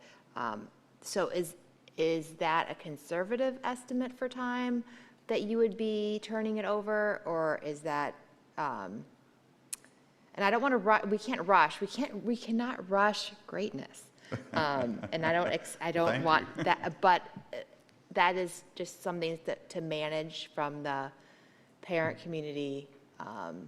Let me just say that we can try to compress the schedule, and you helped us a whole lot by seeming to go towards this scheme, because the fact that you don't have to move out of the building means that we can compress the timeline. So that's going to improve that window. Some of it will frankly be what Rick stated, which is that if we drift into the winter months, you're going to lose time on the schedule because you're dealing with weather, whatever that means. And so we're not here to pressure you into making a decision, but the sooner you make it, the sooner we'll get you into the ground, and the schedule gets shorter as a result. So is that fair enough? Yeah. Yeah, but I also think to that point, we want to make sure that we provide accessibility throughout the construction process. So developing ways to ensure that a portion of the field is available, to make sure that accessibility to the backfields remains available, to find a way to make the tennis courts available. We want to make sure that we provide as much space as we possibly can for those students. And we've actually started working with Nick Giannino and talking about, you know, what can we do with boys lacrosse to maybe push the field hockey to the backfield during this portion of construction. So we've already started working through some scenarios of how can we reallocate some of the spaces that we have here to facilitate some high school students to really push and maximize our middle school student usage there. Yeah. Yeah. So this is in information tonight. I just want to clarify that when we come back together at our next meeting, we will be voting to move forward with one of the design options. That is correct. Okay. And once we have that design option, that's when we can really focus and begin moving forward with the process. Great. Any other questions? Thank you so much. I appreciate your time. Thank you very Thank you much. for sitting through the whole thing. We're on your clock. Thank you.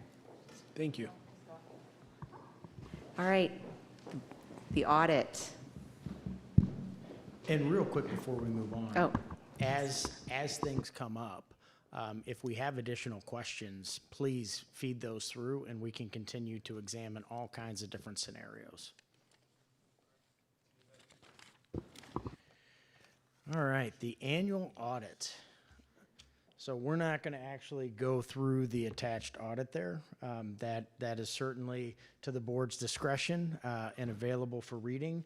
What I will say is that we are still in the draft phase. So we like to talk to the board in November just about the audit requirements and then bring forth the audit in December.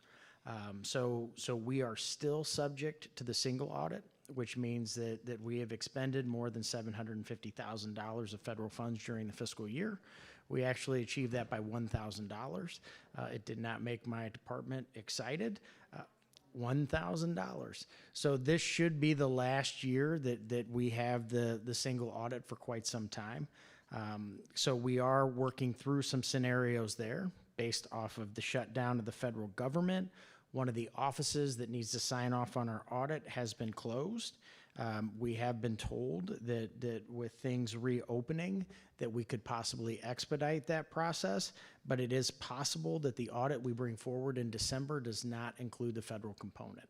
So if the federal component is not ready in order to meet DESE's state statute, we're going to bring the main portion of the audit in December so that we can meet that deadline of December 31st. And if we don't have the federal audit ready at that point in time, we will bring that to the board in January. Right now, things are trending in a great direction like they historically do. I do want to commend the business office, Barb Myers, and everybody has been working on this all the way back since May.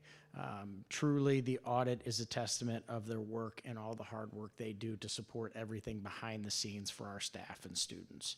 So we do look forward to bringing the completed audit to the board. Once we have a completed copy and a draft ready to go, we will also send it in the weekend update so the board has ample opportunity to review it.